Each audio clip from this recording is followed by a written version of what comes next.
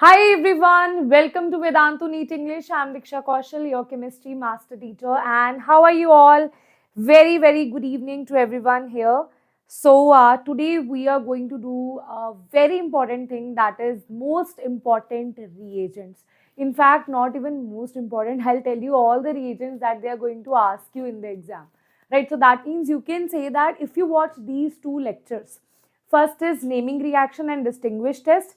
Second is this important reagents. Then all the questions of organic chemistry, if I say 90% or 95% questions of organic chemistry based on the reactions, you can do easily. Right? Okay, so you just need to watch these two lectures. Naming reaction, distinguish test. I have done this last week, and today we are going to do important reagents. Okay, so shall we start the session, everybody? And don't forget to like this session as well. Have you shared this session with your friends or not? Have you all shared this session with your friends or not? So do share this session with your friends so that we can also spread this knowledge, right? Okay. Yes. Very good evening. And guys, one more thing for all of you. As you all know that NEET Express is going on, right? In NEET Express, each chapter we are going to teach with practice question, previous year questions, with mock test, with online test as well, and offline test series as well, right? So in NEET Express, there was first thing, that was station 1. Now, if you guys have missed your train in session 1, there is station 2 for you. So in station 2, the same train we are going to board, right? So in station 2, everything will be same. It's just that what we have taught in previous 1 week, that will be taught to you again, right? Okay, that's it. Everything else is going to be same. So I think Shreya sir must have told you about station 2 as well, right? So as you can see, right, here you will get, there are basically 3 kind of batches that you have. First is prime batch. So what is this prime batch? Prime batch is where you will get online classes, live classes. If you want to see, ma'am, okay, I want to see the detailed lecture of alcohol, phenol, ether. Ma'am, I want to see topic wise lecture. Then you will have recorded lectures as well if you want to see some chapter in detail. But fast track revision, maybe in 2 to 3 days, we will cover all the full syllabus. Like 2 to 3 days means per chapter we will give 2 to 3 days, right? And including the practice as well, right? So online test will be given to you. So the students in the express batch, they have their first test this Sunday, right? Next is your practice pedagogy books will be provided to you, right? Topic wise recorded lecture that I told you. Now this is your prime batch, right? But if you want to see what is in combo batch, if you're looking for that, ma'am, I don't have test series, ma'am, what to do? Then for test series, we have the second batch for you, that is combo batch, right? Here you will get all these things, but along with that you will get all India test series, that is for 499, right? Next is we have NEET Express 2.0 Pro batch. So in this Pro batch, what you are going to get is 8999 is the price, and here you will get 2 very important things, that is Doubt app access, that will be 24/7.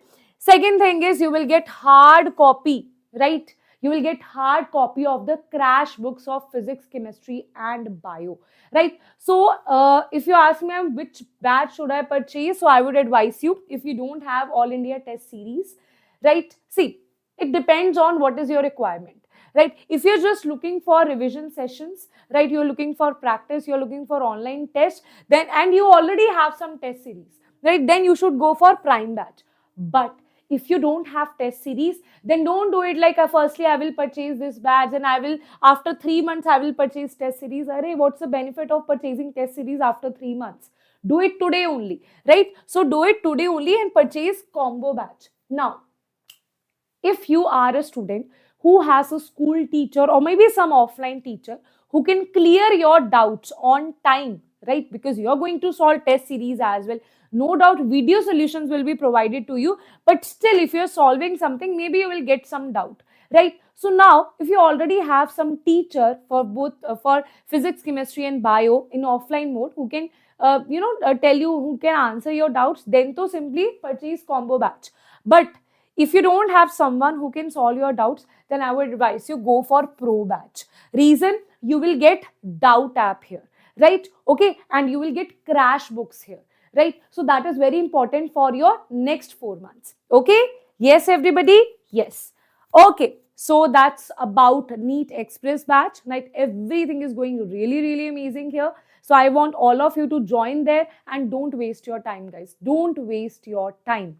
Okay, even if we try on YouTube, it's not possible to give you that many classes, that many lectures. It's not even possible. It's not even in our hands, right? There the classes are going from 5 to 10 p.m. Continuously the classes are going on, right? Moreover, they are also getting the YouTube free content. That is a separate content that they are getting. And that NEET Express is a separate content that they are getting. So don't do this to yourself, right? If you still feel that, yes, ma'am, I am not doing the revision in the right format, ma'am, I'm still confused what to do, then you need a mentor and you should go for this batch, right? So prime is very precious, right? And it's a very small investment. You are very confused whether to purchase or not, then at least go for prime batch. It is just for 2,999. At least go for this. It will benefit you in next 4 months. Okay? Yes? Chalo. Now, yes, everyone smash the like button, and shall we start the lecture? Shall we start the lecture? Firstly, everybody in the chat box, how many of you are going to enroll yourself to NEET Express? How many of you are going to enroll yourself today only, or maybe tomorrow? Get enrolled. Don't waste your time. Time is very precious. Very precious. Okay. So there is no benefit of right now thinking, ma'am, should I go for this batch or not? Arey, why you're doing this? If you don't get into your dream government medical college, in private medical college, you will have to pay crores of donation, right? Why you're doing this to your parents, right? Instead of make a small investment and get a good output out of that, right? Okay, think about big things, not the smaller part, right? Okay, now let us start with the reagents. So I have already pre-written the reagents for you because I don't want to waste your time. I realize the importance of time for you guys. That's why we are going to pick out this session, right, very fast, and we are also going to see things in detail, right, just like we did for naming reactions. After that, we are going to solve previous year questions from this, right? Okay, yes. So everybody, green hearts for Diksha ma'am, and let's start the session. And do wait a minute, I think you're not able to see the full screen here. Wait a minute. I think now it's better. Okay. Now, the first reagent is PCl3, PBr3, PI3.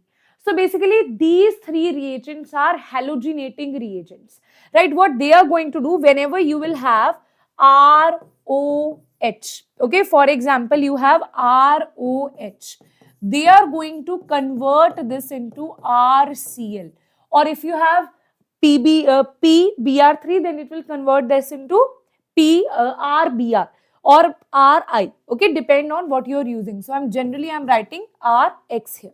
Now, for example, you have an acid RC double bond OH. Here also, it is going to replace this OH, right? This OH with that halogen, and it will become RCOX. Okay, it will become RCO, that X, that is going to be your answer. That is your first reagent. Okay, that is your first reagent. Second reagent is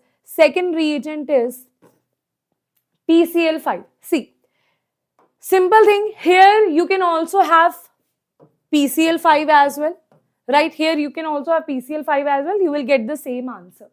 But if you have PCl5 in case of, say, PCl5 in case of alcohol, that is giving you the same answer. But PCl5 in case of carboxylic acid, in case of ester, right, what they are going to give you, guys, this is a very important lecture, okay?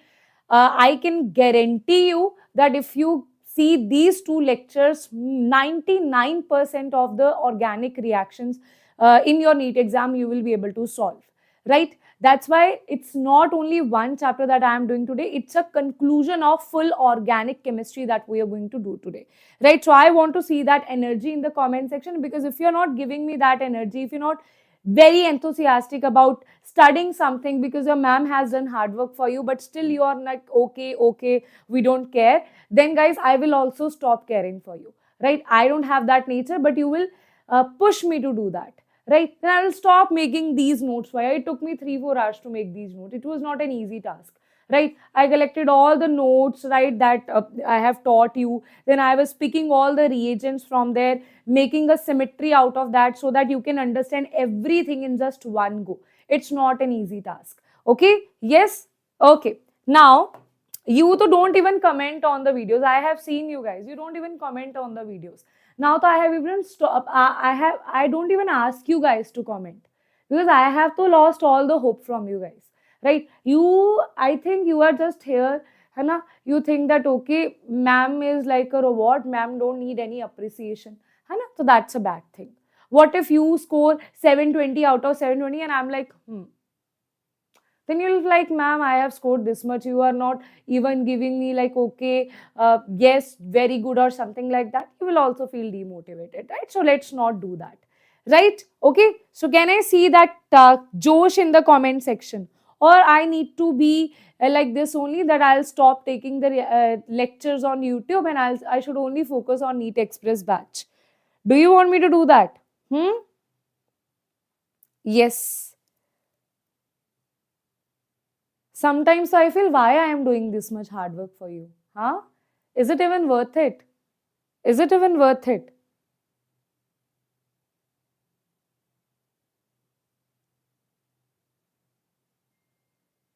Chalo. Today hard work is also wasted. Thank you so much for making me realize that. Thank you so much. Chalo. From tomorrow, I will not make any handwritten notes from you. I will have the blank slide only. Right? Let's waste your time 5-6 hours and I'll write, and I will not care about you also. Right? Why I am doing the hard work before the class? Right? Before the class, I was preparing these slides for you, just for you guys, so that I wanted this lecture is actually 5-6 hours. But I was like, okay, I want to also do previous year questions in this lecture. So let's finish off these reagents in 1.5 hour. Right? But the energy, so low. Chalo. So now you have PCl5. PCl5 is basically a chlorinating agent. Now here what it is going to do, firstly, if you have OH here, it is going to replace this OH with the Cl. If you have RCOOH here, it is going to replace this OH with this Cl, right? If you have RCOOR dash, now this is a very, very interesting thing, that if you have RC, wait a second, if you have RC double bond O R dash, then what is going to happen here? What is going to happen here? If you have RCO R dash, then this bond will break, this bond will break, and what will happen here? You will have RCO, Cl will get attached here, Cl will also get attached here, this will be R dash Cl. Now, what you had PCl5. You had PCl5. Out of that, 2 chlorine you have already used. You are left with PCl3. Now you are left with this oxygen here. That is why the byproduct is going to be POCl3. And this is a very, very important reaction. High probability that they can ask you this in your NEET 2025 exam. Yes, I'm happy to see your energy in the comment section. Yes. Okay, chalo. I'm happy to see that. Now, third is very, very important. This we have done. If you remember, we have done this. SOCl2. Do you remember SOCl2? What was the name of this reaction? This was Darson reaction. You had RCl, right? You had not RCl, it was ROH, right? Then if you are adding SOCl2, what is the name of SOCl2? This is a thionyl reagent, right? Now, you will get the answer as RCl. The answer will be RCl plus HCl plus SO2. That is going to be the answer. This is called Darson reaction. Now guys, very important thing, if you are using SOCl2 with pyridine, you are going to get the same answer, but the configurations will be different. So I'm going to give you one example here. Let's take an example here. For example, you had any alcohol here. Let's say this is the alcohol, right? This is the alcohol, you had this side, right? Now, if you are using only SOCl2, then there will be retention of configuration. That means the answer where you will replace, where you will substitute this OH with the Cl, it is also going to be on that same side only. If it was backward, Cl will also be backward. If the OH was forward, Cl will also be forward. But if you have used pyridine here, right? If you have pyridine in mechanism, don't get into the mechanisms, right? Okay, they will directly ask you the question only. So just focus on the conclusions here, right? So SOCl2 and pyridine. Now here, what you will see, there will be inversion of configuration. That means if it was forward, then now it will get backward, right? It was on the front side, now Cl will be on the backward side.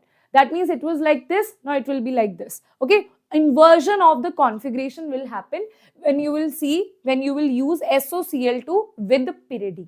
Okay, so that is going to be your third reagent, right? Next is fourth reagent, very, very important, as you can see here. Now, here you have KNO2, right? What is KNO2, guys? KNO2 and AgNO2. This is the concept here, right? So KNO2 is basically ionic bond, which it means that K is existing as K positive and NO2 negative. That means if you talk about the structure here, it is existing as N double bond O, O negative. See, this NO2 group has two donating sites, okay? It can donate from nitrogen as well. It can donate from oxygen as well, right? Now it will depend on which is free, that will create the donation, that will give the donation. Now, if you talk about the ionic bond here, you have two things, O negative and nitrogen also, right? So here in ionic bond, we know that this is free, right? In ionic bond, we know that this is free. This is also free, right? Both are free here. When both are free here, then it will prefer which bond? It will prefer which thing? It will prefer, because both are free, one is lone pair and one is negative charge. So it will prefer the negative charge donation. It will prefer the oxygen bond. So answer will be RONO. That is going to be the answer for when you react this alkyl halide with KNO2, which is an ionic compound. But if you use covalent compound here, right? If you use covalent compound here, that is AgNO3 and AgNO2, which is a covalent compound. Now what will happen? This will be AgON double bond O. It's like this. Okay, this kind of covalent compound that we have. Now guys, this oxygen is not available, right? Only the nitrogen is available, right? Only the nitrogen is available now. So what will happen? The answer will be from nitrogen. So answer will be RNO2. Answer will be RNO2. Okay, answer will be RNO2. Here the answer was RONO. Here the answer is RNO2. Got it? Okay, this was your fifth reagent. That was your fifth reagent. Next is alcoholic KOH. Now alcoholic KOH is like crazy person, okay, crazy person, like full on tully, right? So what it is going to do? Alcoholic KOH is like a crazy alcoholic person, right? Who is going here and there, and you know he's like a thief. So it will take out things from others, right? When someone is like drinking, daily drinker, like what they do, right? Are they a very good person? No, right?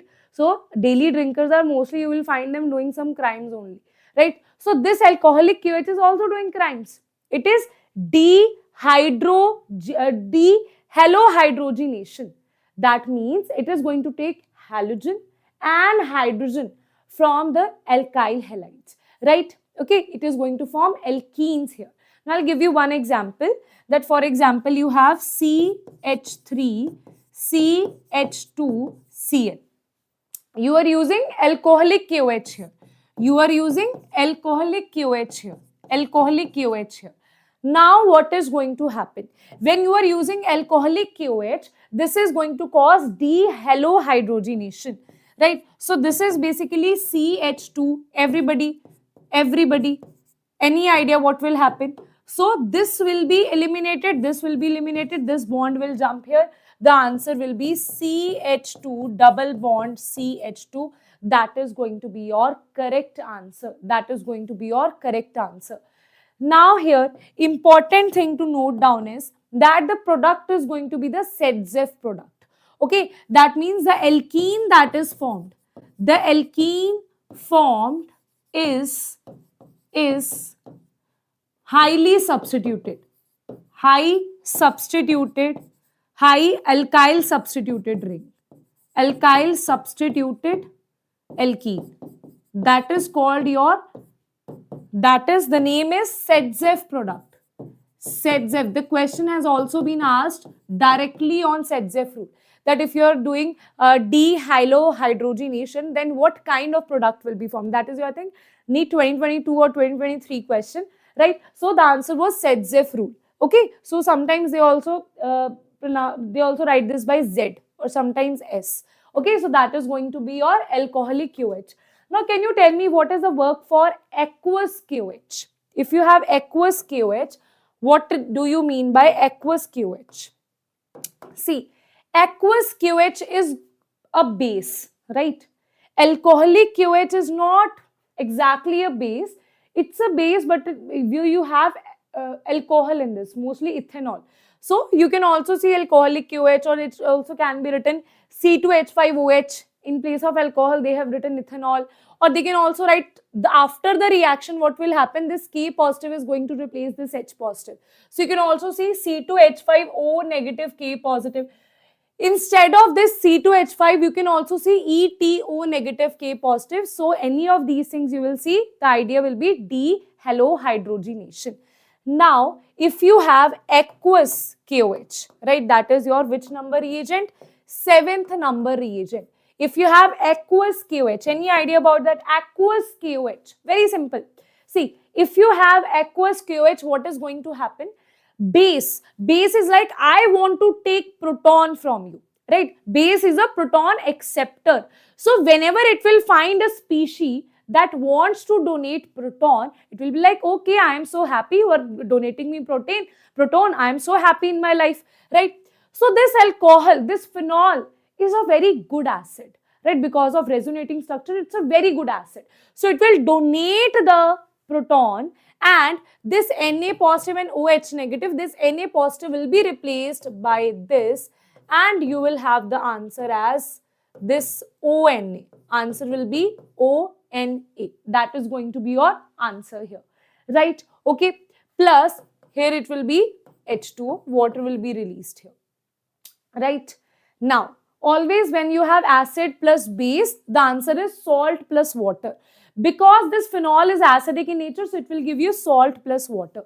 Again, you have Na positive, this is OH negative, it is going to, because acid is proton donor, base is proton acceptor, so it is going to give the proton. The answer will be RCOONA. Now you'll see, ma'am, these are such simple reactions. Why you are teaching us these reactions? Guys, in the exam hall, when you will see these kind of questions, then you will do mistake. That's why I have written these questions here. So you have Na positive, OH negative. When you have alcohol, now alcohol it is a good acid. I'm not saying it is not acidic in nature, but it's not very good acid, right? This is more acidic because it has resonating structure. It is not very acidic in nature. That is why this reaction will not occur. With NaOH, it will not. With NaOH, when you have alcohol, right, it will not accept the proton from the alcohol. No. From this alkyne, now you have studied in alkynes that the terminal hydrogen, right, that is of that alkyne is very acidic in nature. Reason being because we know this is sp hybridized, because this is 2 sigma bonds here, it is sp hybridized, so it has more electron negativity. That is why this hydrogen is acidic in nature. Yes, this alkyne is proton donor. Yes, this alcohol is also proton donor, but with NaOH they will not react. Okay, with NaOH they will not react. Okay, there is one more thing regarding aqueous NaOH, that if you talk about this thing here, this is alcoholic KOH. If you have aqueous KOH, if you have aqueous KOH, if you have aqueous KOH, and you are using the same thing, the reagent, the reactant is same, that is CH3 CH2 Cl. The reactant is same, that is CH3 CH2 Cl, and you are using aqueous KOH.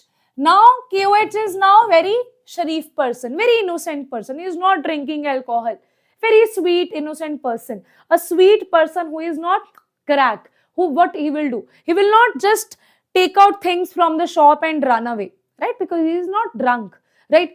A sensible person will go and he will say, okay, I want to purchase this. He will give the money, purchase that thing, and will go, right? So similarly, here also, KOH is not a drunk person. He is going to replace this Cl, purchase this Cl, and give away the OH here. So answer will be CH3 CH2 OH. Okay, answer will be CH3 CH2 OH. That is the difference. When you have alcoholic KOH, very little things there, right? Alcoholic KOH is making alkene here. Aqueous KOH is just replacing, substituting Cl with OH, right? And when you have aqueous KOH but or NaOH, but here you have phenol or RCO, then what will happen? It will replace this H positive with Na, because this is acidic in nature. But with alcohol and alkyne, it will not show any reaction. Okay? Yes? Okay. Now that was your 8th, that was your 8th reagent. That was your 8th reagent. Okay, next one is 9th is aqueous. 9th is aqueous NaHCO3. Okay, aqueous NaHCO3. Sodium bicarbonate. Sodium bicarbonate. Now, it will not. So, these things are very important. See, very important. It will not react with phenol. It will not react with alcohol. Neither it will react with phenol nor it will react with the alcohol, but it will react with this reaction. So we have seen even in your, I think 10th class, you must have seen this reaction. NaHCO3, right? It is going to give you a salt, that is RCOONA, plus it is going to give you water, plus it is going to give you carbon dioxide. Right, so with RCOH, with a very strong acid, it is going to react, but with alcohol and phenol, it is not going to react. That is NaHCO3, right? Okay, and also one more thing here. If you have phenol, usually phenol will not react with NaHCO3, but what if you have a phenol like this? You have a phenol, but it is like this. You have a phenol, right? But it has electron withdrawing group. So when it has electron withdrawing group, right, then it can react here. You have a phenol which has electron withdrawing group, then it will show the reaction. Then it will show the reaction. That means it will become this phenol. Here it will be ONA, right? Okay, wait a minute. It will be ONA, right? Okay, it's looking something else only. Wait a minute. So it will become ONA here, ONA, right? Then you have, this is NO2, right? Then water plus CO2, right? Got it? With alcohol and phenol, it will not react, but if phenol has electron withdrawing group, then it will react. This is your electron withdrawing group, then it is going to react. And with acid, with this very strong acid, RCOH, it is definitely going to react. Then you have your 10th reaction. 10th reaction is the reaction of alkane. Now, alkane does not react with KMNO4. You have now, we are going to talk about KMNO4 because KMNO4 is slightly confusing to students. So we'll talk about different ways that KMNO4 is asked to you, right? So for example, they are saying that you have, this does not react with KMNO4, LiAlH4, NaOH, H2SO4. You have alkane, it will not react with KMNO4. It will not show any reaction with some reducing agent as well. It will not show reaction with base nor with acid, right? That means with strong acid, strong base, reducing agent, oxidizing agent, it is not going to react. But if you have tertiary alkane, right? If you have tertiary alkane, that means something like this you have, right? That means something like this you have, right? This is what you have. Now, this carbon is connected to 3 carbon, it is tertiary alkane. Now, if you have KMNO4, only in case of tertiary, it is going to replace this hydrogen with alcohol and the answer will be alcohol, right? Answer will be, instead of this hydrogen, you will have OH here and you will have the formation of alcohol. This is only in case of 3-degree alcohols when it is reacting with KMNO4. Otherwise, we know that alkanes hardly show any reactions, right? Okay, got it? Yes, everybody. Next is 11th, that is dilute KMNO4. That is dilute KMNO4. KMNO4, first reaction that we saw for KMNO4 is simple KMNO4 with 3-degree alkane. It is going to convert it into alcohols, right? Okay. Second reaction is dilute KMNO4. This is, we have done this, okay? We have done this in naming reaction as well. Why I have taken this here as well?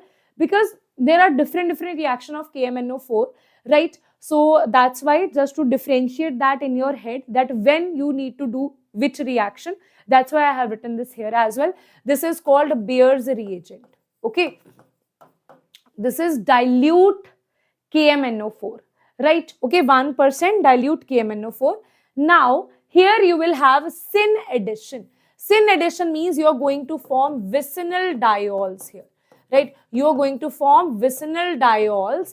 That means on the adjacent position, adjacent carbons, you will have the attachment of 2 OH group. This is basically a test for unsaturation as well. But here we are using dilute KMNO. Just remember where we are using dilute, where we are using hot concentrated, and what things are going to happen in different cases of KMNO4. Simple KMNO4 in alkane converted into alcohol.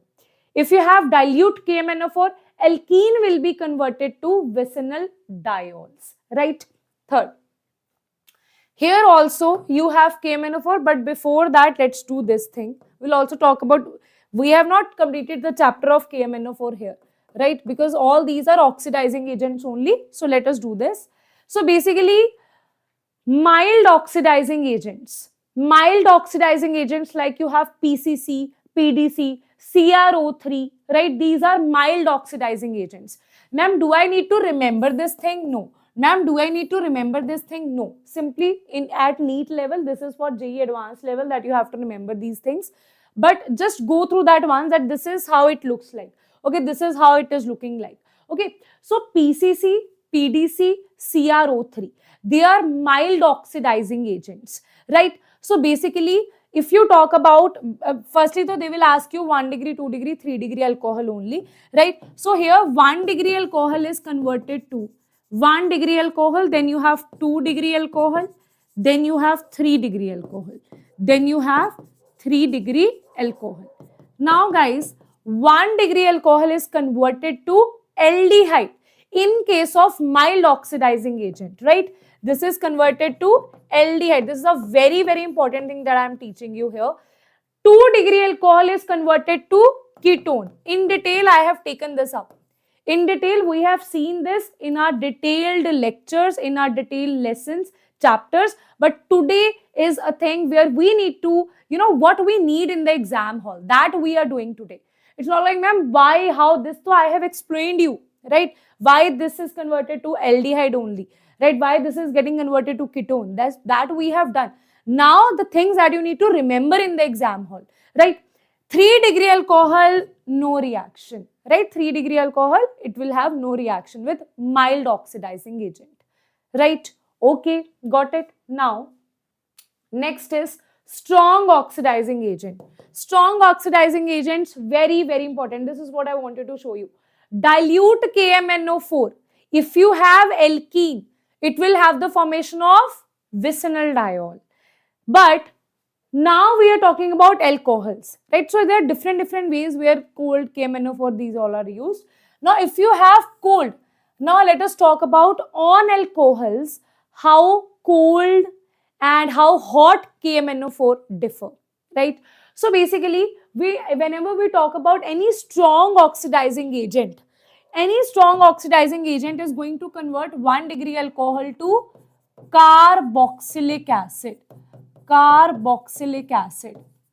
And 2-degree alcohol to ketone only, and 3-degree alcohol will have no reaction, right? This is for strong oxidizing agents. You can have Jones reagent, you will have CrO3, right? You will have CrO3 in presence of H2SO4 or acetone, right? And acetic acid, right? This you can have, right? So that is called Jones reagent, right?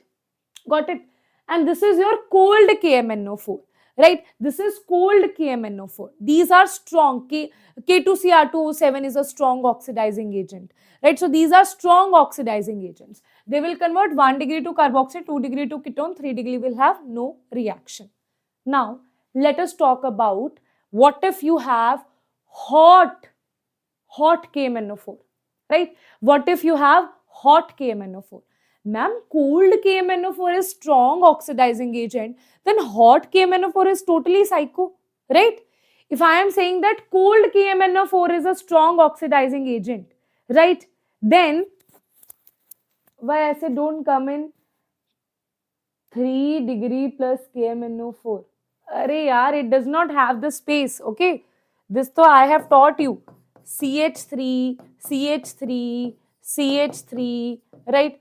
It does not have the space. That is why it is having no reaction. Okay, it is having no reaction. Now, let us see if cold KMNO4 is behaving like a strong oxidizing agent, what will a hot KMNO4 do? That will go totally psycho and crazy, right? So it will show a very, very weird reaction. So here you have the reaction of hot KMNO4, right? So here you have the reaction of hot KMNO4. So this is very, very important. This is also useful in ozonolysis, right? Now, hot KMNO4, I am saying that we have alcohols, right? What I am saying, guys? See, hot KMNO4 with alcohols, right? You have alcohols. Hot KMNO4 with alkenes is same as ozonolysis. That we will do in the next part, right? But here I am focusing on when you have alcohols and you have hot KMNO4. Firstly, to just treat it like a cold KMNO4 only. Firstly, just convert this into, because we know that this is 2-degree alcohol. 2-degree alcohol, it will lose HH from this side and it will get converted to ketone, right? There will be oxidation, right? Oxidation means removal of hydrogen. So it will get converted to ketone, right? It will get converted to ketone here. So you will have the formation of ketone here. This is your hot KMNO4 with alcohol. Till here to ma'am everything is same. Ma'am, it is behaving like cold KMNO4 only. Arey, just stop na. Just wait for a minute. Here it is behaving like a cold. Okay, after this something amazing is going to happen.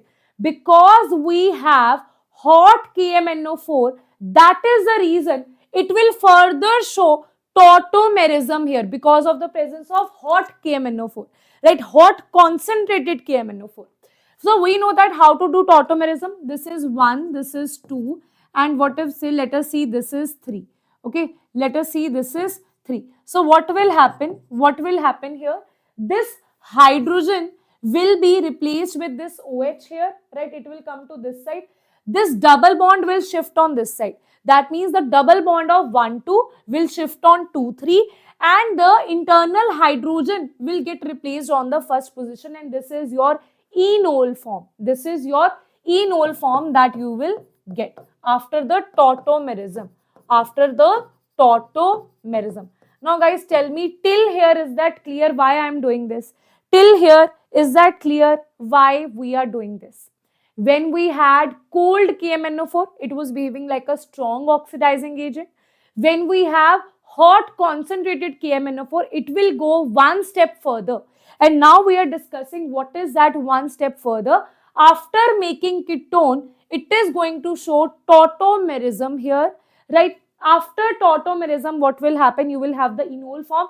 Now you are just going to, very simple thing, you are just going to break this bond here, and here apply double bond O, right? Here you can apply, this is C, this is H, this is H, right? This is basically, this will get C. Very simple thing I'll tell you. Basically what is going to happen, this is C, this is OH, this is double bond O. No, it will not get converted to that. This is, wait a minute, OH, OH, double bond O, H2CO3. Yes, H2CO3 is going to form here, but I'll give you a direct trick for that. So, what you need to do after this, the carbon that has a alkyl group, right? This carbon, so in this alkene you have two carbon, this carbon and this carbon. If both the carbons have alkyl group, so you will attach double bond. For example, you have something like this. You have OH here, this is R, this is double bond, this is C, this is H, this is R. Then you will attach double bond here as well. You will attach double bond here as well, right? That will be the answer.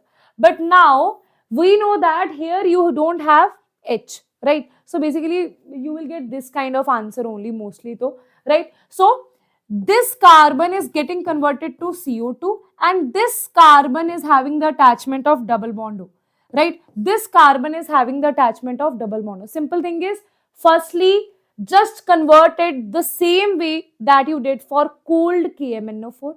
After that, do the tautomerism. After tautomerism, you will have a double bond. Break that double bond and attach double bond O to that side where you have the alkyl group. Rest, this carbon will be converted to CO2. Hence, the answer is CO2 and RCOHC double bond. Right? Okay. Got it or not? Everybody, is this thing clear to you or not? Is this thing clear to you or not? Is this thing clear, guys? Yes. Yes, yes. You are a little bit late, but it's okay because nothing is that much related. Wait a minute. I think there is some issue here. Okay. Yes. Everybody, is that thing clear to you or not? Shall I move ahead or not? Okay. Yes. Now, carbonic acid. Yes, very good. Carbonic acid, H2CO3 will be formed after this because it is a weak acid. That's why I am just giving you a simple thing here. But if you want to know exactly what will happen, so this double bond, basically this is H, this is H, and this is your double bond O, right? Because it is a very strong, this is the same thing that we did for ozonolysis. What I told you in ozonolysis, right? Ozonolysis is break the double bond, attach double bond O. Okay, if you want to see if you want to see in detail what we did here, break this double bond and attach double bond O on both sides. Okay, if I attach double bond O on both sides, I'll get RCOH double bond O plus here I'll get CHH double bond O.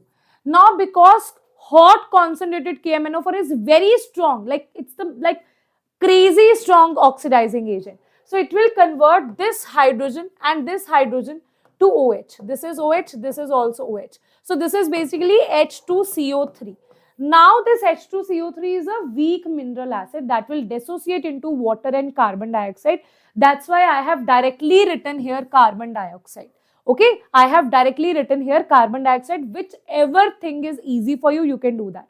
You can understand with the help of this thing, or you can just simply say that break this double bond to the one where you have alkyl group, attach double bond O, and to the one which don't have the alkyl group, you will just say carbon dioxide and water will be eliminated from this side. Okay, carbon dioxide and water will be eliminated from this side. Okay, got it? Yes. Okay. Now, next is what was the name? 13. This is 14th. This is 14th, and this is 15th. Right? Okay. Now, let us talk about what about if you have 3-degree alcohol. Same thing I am going to do. See, ma'am, when we had strong oxidizing agent, ma'am, it was not giving any reaction with the even with strong oxidizing agent. When you had 3-degree alcohol, there was no answer. But here, because you have hot concentrated KMNO4, a crazy oxidizing agent, so it is even going to oxidize this by taking out water from here. So if you see this carefully, so it will be basically like this. If you have, this is CH3, this is CH, I'll just draw it here only. You have CH3 here, you have CH3 here, you have CH3 here, this is OH. So basically what will happen, OH will be eliminated from this side, H will be eliminated. For example, this is H, H will be eliminated, double bond will be shifted. Hence, you will have the formation of this carbon, one methyl, other methyl, and a double bond O. This is what I have formed here. This is what I have formed here. Okay, this is what, yes, Madhumati, I have had my dinner. Yes, so this is what I had formed here. Got it? So this is OH will be eliminated, H will be eliminated. So this bond will shift here and you will have the formation of alkene. This is not for dilute KMNO4. This is for hot concentrated KMNO4 that is going to happen. Not for cold KMNO4. Got it? Yes. Now, after this, once you have reached this point, what will happen after this? What will happen after this? Again, because in the solution, so we have hot concentrated KMNO4. So with this hot concentrated KMNO4, what will happen? We know that whenever you have a double bond, it's like this. It's basically like this. It's basically like this. Now guys, tell me, when you have hot concentrated KMNO4 with alkene, what is the answer? Same answer as oxidative ozonolysis. Oxidative ozonolysis means break this double bond, attach double bond O, attach double bond O, then convert these two hydrogen into OH and OH. This will be your H2CO3. That is basically nothing but carbon dioxide and water. So here the answer is this ketone and carbon dioxide. Okay, if you want me to write it down on the next page, write with this one. So this is basically CH3, this is CH3, this is CH2H, and this is OH, right? So here, this OH will be eliminated, H will be eliminated, and the bond will shift here. And the answer here is going to be CH3, CCH3, and this is double bond, this is CH2, right? That is going to be the answer. Now, whenever you have an alkene, right? So, what you will do, just break this double bond here and attach double bond O, double bond O. So, this will be CH3, CH3. Here you will attach the double bond O. Here also you will attach the double bond O, that is CH2 double bond O. We know that because it is a very strong oxidizing agent, very strong. So this hydrogen will also be converted to OH. One OH and one OH. That means this is H2CO3. So just write H2CO3. And H2CO3 is a mineral acid that is converted to H2O and CO2. H2O and CO2. So this will be the answer. Even now we have not come up with the answer. This is CH3CH3CO. Right? This is the ketone that we have now. Right? So further, what we will see, further this, what we did here, we had ketone here, right? We had ketone here. This same thing will happen now. We have reached this stage. Now the same thing will happen here. Till we have the acid, the end product will be acid. Till we have the acid, we will keep on oxidizing it, right? So now, after this, what we are going to do, after this, again, what will happen? This double bond will break, or not, firstly, this double bond will not break. It will be converted to tautomerism. So it will be Basically, it's like this. C double bond O, this is CH3 and this is CH3. Now this will be converted to COH. This is CH2 double bond. This is CH3, right? Okay, after tautomerism, this is after tautomerism. This is a very, very important question, okay?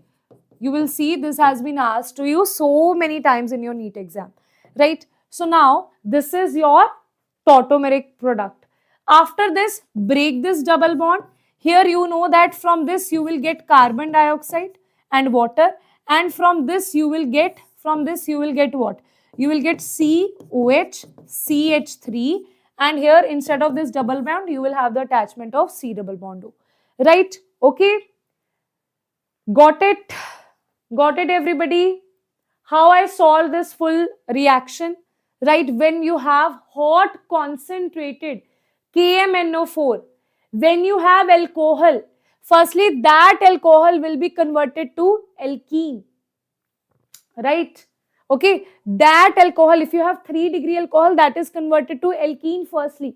After that you have the formation of, after that again you have the this double bond will break and you will have the formation of ketone. Then there will be tautomerization. Then after tautomerization again this double bond will break, and then you will have the final answer as the carboxylic acid, and in this case you have acetic acid. Okay, got it?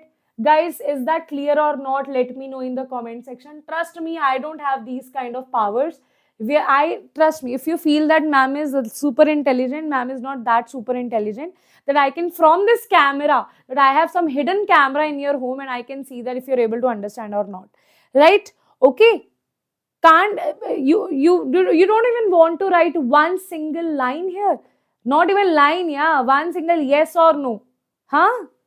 Or do you have this habit that, okay, YouTube teachers always ignore us, so let this teacher also ignore us? Ma'am, we have the habit of getting ignored, ma'am. You are giving us importance, we are not able to understand that. How to answer when someone is asking us that, are you able to understand or not? Huh? Is this the right thing? I don't understand. When some teacher is asking, then you say, this teacher, this should never ask us also whether we are able to understand or not. This teacher though doesn't matter to her whether we are able to understand. She is just in her own zone. She is teaching herself only. When the teacher is asking, they are like, ma'am, we like getting, we like that ignorance, ma'am. Please ignore us, ma'am. Please, ma'am. We don't want to get attention, ma'am. Please ignore us. Huh? Chalo. Yes, definitely, Ravan. Ma'am, I started studying from November. So which playlist I saw to study your channel? You can watch my one-shots, right? You can watch everything that in past 2-3 months I have done, okay? So that will help you a lot. Okay, chalo. Now, next is ozonolysis. This was 15th reagent. Now, let us jump to 16th reagent.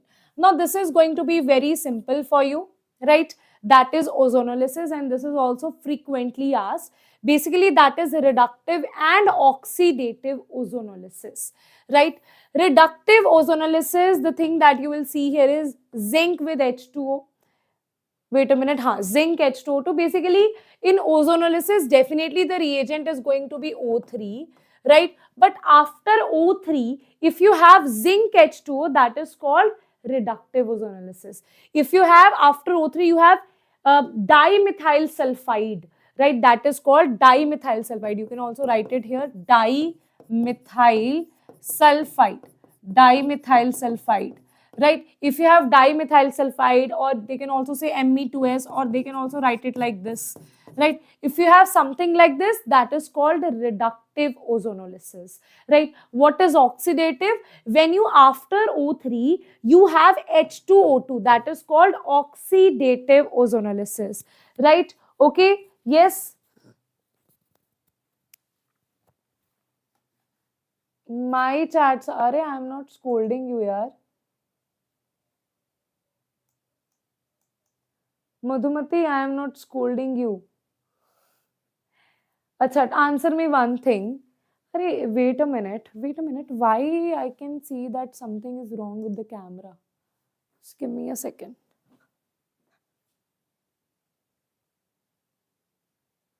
Yeah.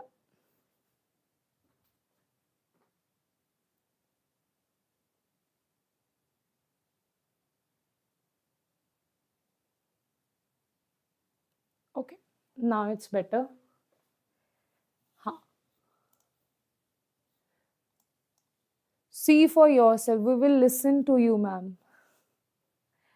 I know, guys, who the one who are listening and the one who are taking us for granted. I can see that. You know what hurts a lot? That when you are standing here, I know your chats are slow, but I wait for 2-3 minutes for your answers. But I can see only those 5-7 kids are answering in the chat box. Every other students are not answering at all. It's not like they are not studying here. I am sure the students who are sitting here, they are studying only. But what hurts is the person who is teaching you, you don't even care that whether that person is asking you, you want to answer, you don't care about that, the person, right? So that is something very pinching, right? So, yes. Now, yes. So this is reductive, this is oxidative ozonolysis, and here you have H2O2, or answer, or in the question, even if you have hot concentrated KMnO4, then also what you will do is oxidative ozonolysis. So basically, how to answer this oxidative and reductive ozonolysis? Just take an example. Here we are talking about alkene.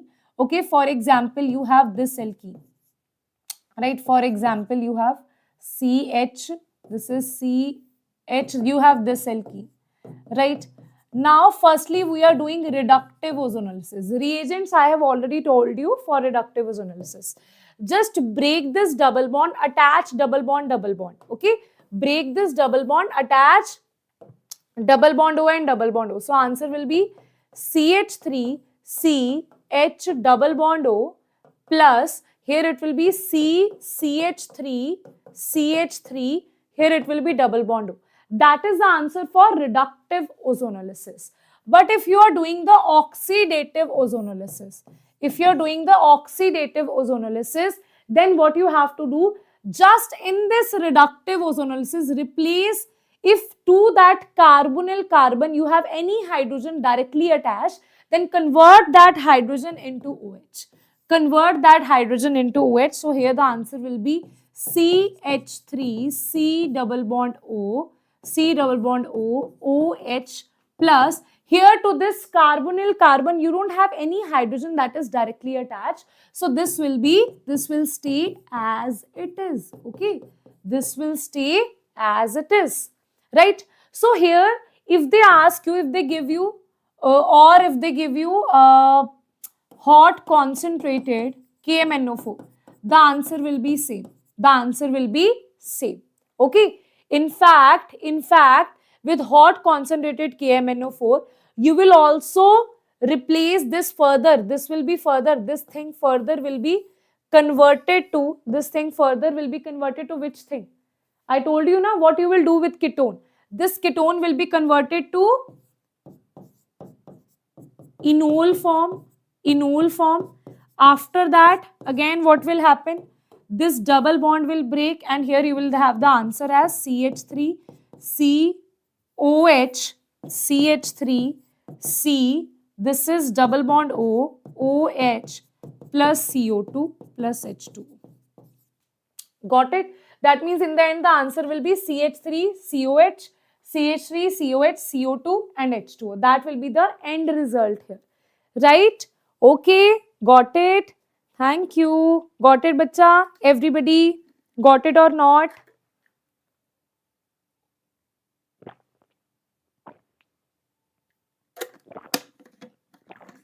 Okay.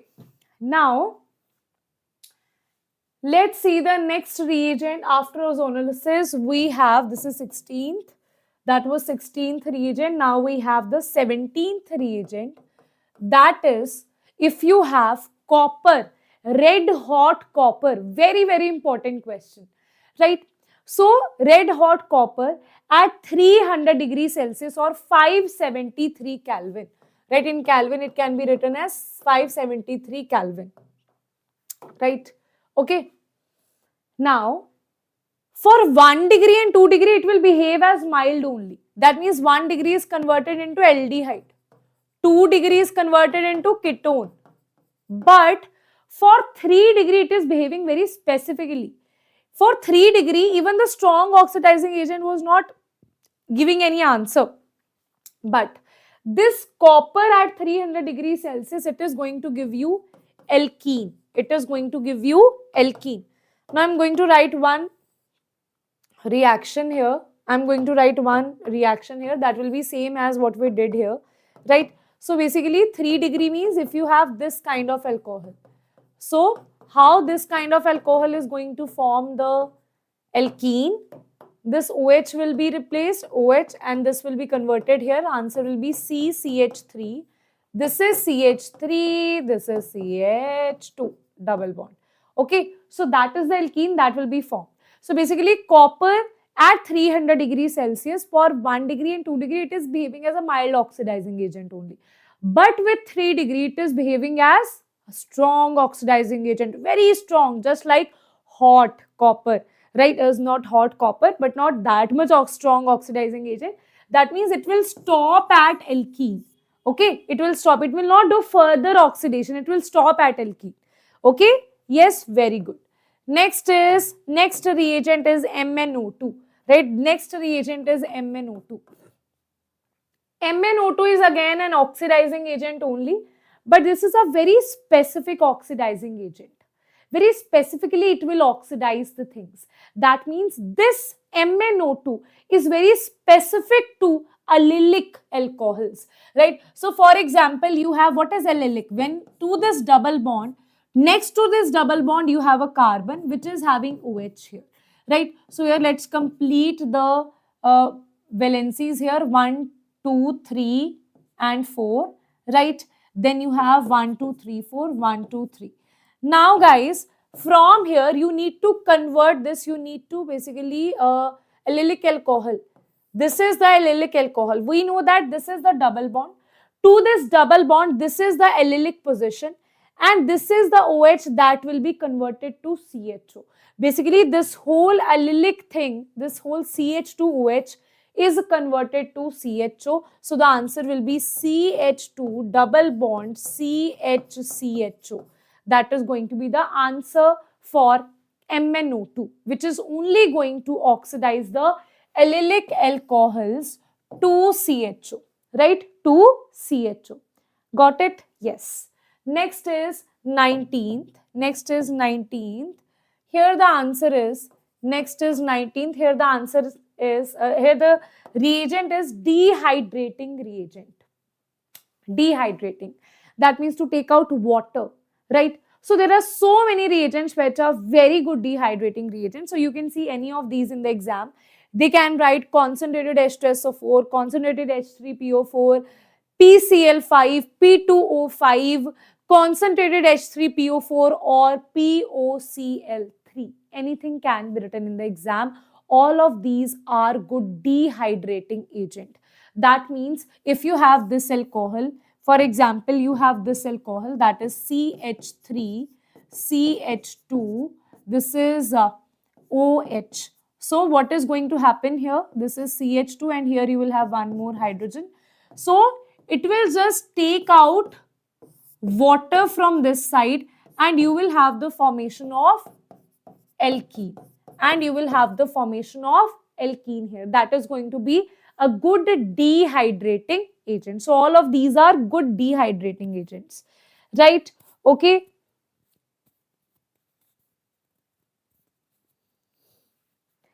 Ma'am, I don't know why these NEET students are giving love towards you, but in NEET JEE, we give you more love. I think the love is equal only, but it's just that sometimes students, and this is what I was talking, that sometimes I feel like some students, they are very loving, they are very caring, but some students, they don't even care about the teacher who is doing the hard work, right? Yes. So, next is 19th and this is 20th. This is 20th. Next is, okay. So, that was about dehydration only. But now here, this is very, very important. From here also the questions are asked that if you have alcohol It can also form ether. It can also form alkene by dehydration. Ma'am, how? For example, you have CH3, CH2OH. If that dehydration, that means the water is getting removed from only one molecule, that will give you alkene. But for example, you have the removal of this from two molecules. This is OH, this is HCH2, this is HCH2, CH2. Basically, you can also write it like this. This is OH, CH2, CH3, right? From two molecules, it is going to take away this water and it is going to give you ROR, that is ether. So, what are the conditions? So, if you have concentrated H2SO4 with primary alcohol,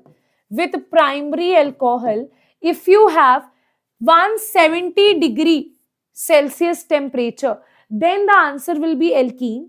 Very, very important, if you have 140 degree temperature, then the answer will be ether. If you have 140 degree temperature, then the answer is going to be ether. Okay, the answer is going to be ether. It's a very, very important thing. Right? These reagents are very important for you. Right? Okay. Next we have this, we have done 19. Okay. So for after 20, I want to see Josh in the comment section. Okay. So this is terminal alkyne.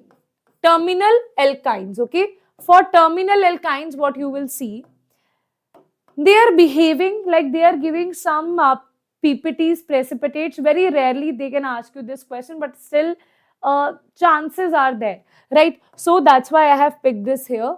So if you have ammonical, so this is the same as Tollens. This is Tollens rate. This is not giving you positive Tollens test, but it is said that it is giving you positive Tollens test because the reagent is same only. That is ammonical silver nitrate solution you will have. In that, if this particular terminal alkyne is getting converted and giving you white precipitate, not a silver mirror. It is giving you white precipitates. It is not giving you silver mirror. It is giving you white precipitate. Then that means we have terminal alkynes, right? Now, again, one more test is, in the terminal alkyne, if you have added Cu2Cl2 in presence of NH4OH, then it is giving you red precipitates, then it is also the test for terminal alkynes only, right? Okay, you just have to remember this reagent and what is the PPT that will be formed here, right? Next is 21st question, 21st reagent, right? 20 reagents we have done till now, okay? 20 reagents we have done till now, guys. Very, very important. Now, let us see NaHSO3. Right. So with NaHSO3, what is the answer? Everybody, with NaHSO3. So here, aldehyde or methyl ketone. That means aldehyde means if you have RCHO, right? Or you have methyl ketone. That means on one side you should have methyl. So you can say RCOCH3. Then it will give you white crystals. It will give you white crystals. Then we can say that just simply remember that with NaHSO3, if they can ask you that there is a ketone that is giving you white crystals with NaHCO3. The options, there will only be one option where you will have CH3CO, right? So that will be the correct answer. This is how they can give you the question. Okay. So this is that there is some compound A which is giving white crystal. What is that compound A? Right. So you just have to pick out that aldehyde and methyl ketone are giving you white crystals with NaHSO3. Right. Okay. Now 22nd is Tollens reagent. Now Tollens reagent, we have done this in naming reaction as well. But there is important thing about Tollens reagent. I told you that aldehydes, whether it's aliphatic or aromatic, they are going to give you positive test for Tollens reagent. But the important thing is aldehydes, so we know that they are giving us positive test for Tollens reagent. But formic acid, that means HCOH, is also giving you positive test for Tollens reagent. Reason is it is having this thing, HCO, right? Because of this particular compound, this particular group, it is giving you positive Tollens test. So aldehyde, aromatic or aliphatic, formic acid is giving you very important alpha hydroxy ketone. What is alpha hydroxy ketone? This is your ketone, right? So next to it is the alpha carbon. So on the alpha carbon, you have one OH group, that is the hydroxy group. So alpha hydroxy ketone is going to give you positive Tollens test. Next is hemiacetal. What is this hemiacetal? In hemiacetal, when do this carbon, you have a alkyl group, right? And you have one hydrogen, one alkyl group, one hydrogen. And to this, you have the attachment of one OH and one OR. That is called hemiacetal. Okay, we are also going to do the reactions of hemiacetal, acetal, hemiketal, ketal. So you will get to know about hemiacetal in detail in that reaction, right? So these all are going to give you positive test for Tollens reagent, right? Next is 23rd, okay. 23rd reagent, that is basically simple hydrolysis. In hydrolysis, what you will get, right? In hydrolysis, what you will get, right? Okay, right? Okay, yes. Now, after this, what we are going to do? Beta, monosaccharides, they are giving because they have that aldehydic and ketonic group. No, that's why they are, they have the aldehydic group. That is why they are giving, right? Okay, so basic core is the aldehydic group, right? Okay, so hydrolysis. Now hydrolysis, whatever you are going to do in hydrolysis, if you have a CN double bond, break this bond and attach double bond O here, right? And give 2 hydrogens to this side. NH2, one hydrogen to this side, and you will get this double bond O, and this is NH3, right? So in water, what you have, H positive, 2 hydrogens and 1 oxygen. Oxygen you will give it to this side, 2 hydrogens you will give it to this side. So answer will be NH3 and ketone. That will be the answer for hydrolysis when you have C double bond N, right? Now, when you have C triple bond N, again the 2 double bonds will break. 2 double bonds will break. Here you will have the attachment of double bond O. Here you will have the attachment of 2 hydrogen. It will become RC double bond O NH2. Okay. Whenever you are going to break the 2 bonds between C and N, just break that bond and attach double bond O and 2 hydrogens here. Here also I did the same thing. Break these 2 bonds, attach double bond O here and attach 2 hydrogens here. So it will become the amide. After this, with further hydrolysis of this amide, we are going to replace this NH2 with this OH, and this is frequently asked question, okay? This is a very, very important question. Very, very important, right? Next is, if you have isocyanide, again what you are going to do, you will just break these bonds, and here what you will get, this will be RN. Here just break all the bonds and you will get RNH2 plus this will be C double bond O, and this is OH, right? Okay, HCOH, right? This is what you are going to get here, right? This is what you are going to get here. That is simply RNH2 will be formed, and from here you will have the formation of carboxylic acid, right? Okay, got it? From here, if you want to go step by step, then you can also go step by step. So basically what is going to happen? So this is RNH2, right? So this is there will not be one bond here, right? This bond will break, there will be RN, this is C, this will be basically already it will be 3 bond will break, yeah, wait a minute. You will have RN, right? If these 2 bonds are getting break, so it will be RNH2. If you attach one more hydrogen here, nitrogen will be in the positive state. We don't want the nitrogen because nitrogen here is in the positive state, right? We don't want the nitrogen be in the positive state here, right? So basically what we will do, this is RNH2 and this will be C, double bond will be attached here, and then you will have one hydrogen here as well. This is one OH that you will have. Basically it is getting oxidized here, right? So it will be your carboxylic acid, and this is your RNH2 that you are going to get. This is also a part of your, that for example, from some reaction, they have asked you to make this isocyanide. After that, they are asking you what will be the product. Okay, so that is the reverse of basically carbylamine reaction, right? Okay, now next is this is 23rd and next is 24th question, right? Very important. That is allylic bromination. Now, 2-3 things we need to focus here. That if you talk about the allylic bromination, we also studied with MnO2 where there was allylic oxidation. This is allylic bromination. For example, you have this double bond and to this you have the attachment of let's say nothing. You have this group that is CH2, right? This is CH, this is CH3, right? So I am saying that here either we are having NBS, that is N-bromosuccinimide, or you have Br2 in presence of H mu, or you have Cl2 in presence of H mu. Basically, this is a free radical mechanism.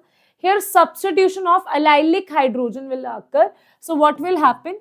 The hydrogen, this place, the hydrogen at this place, right, that is your allylic hydrogen, that will be replaced by the Br or the Cl, whatever you have added. For example, I have added NBS, then this will be replaced by Br. I have added Cl to H mu, this will be replaced by Cl. Okay, so this is called allylic substitution. Okay, this is called allylic substitution, right? Okay, guys.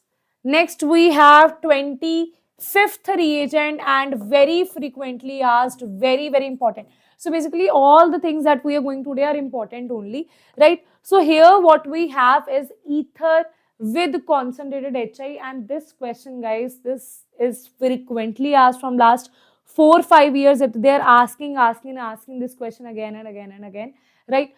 So here you need to know 2-3 things here, right? So this is where the students make mistakes, right? Okay, so I have just in a very summarized way I have written it here. What is the conclusion, right? The conclusion is that what will happen, any of this bond will break. To one you will have I, to one you will have H. So you will have the formation of ROH and RI. But the question is, which alkyl group will have Ri? Which alkyl group will become ROH? That is the biggest question. That is why this question is asked frequently in your NEET exam, right? Now, here you can see that if both the alkyl chains are primary, usually they will give you this thing only. You will see in the question, they will give you this thing only. But if both the alkyl groups are primary, that is SN2 reaction. And SN2 reaction is through transition state. Through transition state means here we will see not see any carbocation. This means this will depend on the steric hindrance. This will depend on the steric hindrance. That is why the iodine, the I part, will get attached to less steric hindered product, right? Less steric hindered product. But if one of them is 3 degree, if one of them, any of the alkyl chain is 3 degree, then this will go through SN1 reaction where the carbocation is the intermediate. Here you don't have any transition state. And in carbocation intermediate, we know that 3 degree is more stable as compared to 2 degree, as compared to 1 degree because of hyperconjugation and inductive effect, right? Now, here we can say that the I will get attached where the carbocation is more stable. That means 3 degree iodide will be formed. I'll give you one very simple question based on this. If you have this thing, if you have this O, this is CH3, this is CH2, CH3, right? In this, so very simple, it will follow SN2 mechanism, right? So transition state it will follow. That is why I is going to get attached to the less steric hindered product. Less steric hindered, that means CH3I, and you will have CH3, CH2OH. That will be the answer, right? But if you have a tertiary compound, you have CH3 here, and here you have, this question is your previous year question only, okay? So this is CH3. Now here we know that if even the one of the alkyl group is 3 degree, then it will follow SN1 mechanism, right? Now the iodine will get attached to that particular alkyl group which has more stable carbocation. We know that this will have more stable carbocation. So the answer will be CCH3. This is CH3. This is CH3. This is iodine, guys. So this will be your CH3OH. Got it? Got it? Very simple, very important thing. Right? Okay. Got it, guys? Ma'am, addition of water, hydrolysis, removal of water, dehydrogenation. Hydrolysis is not removal of water. Hydrolysis is not removal of water, okay? Hydrolysis is also addition of water only, right? With the presence of basically hydrolysis and acidic medium, basic medium, that is hydrolysis, right? Removal of water is dehydration, okay? Yes. Now, 25th, then you have 26. Now, guys, very important, we are going to talk about reducing agents now, okay? Very important, 3-4 reducing agents, LiAlH4, NaBH4, DIBAL, right? These 3 reducing agents, right, which are, you need to know which is going to reduce which part, which particular group it is going to reduce, right? Okay, so let us see. Just give me a second.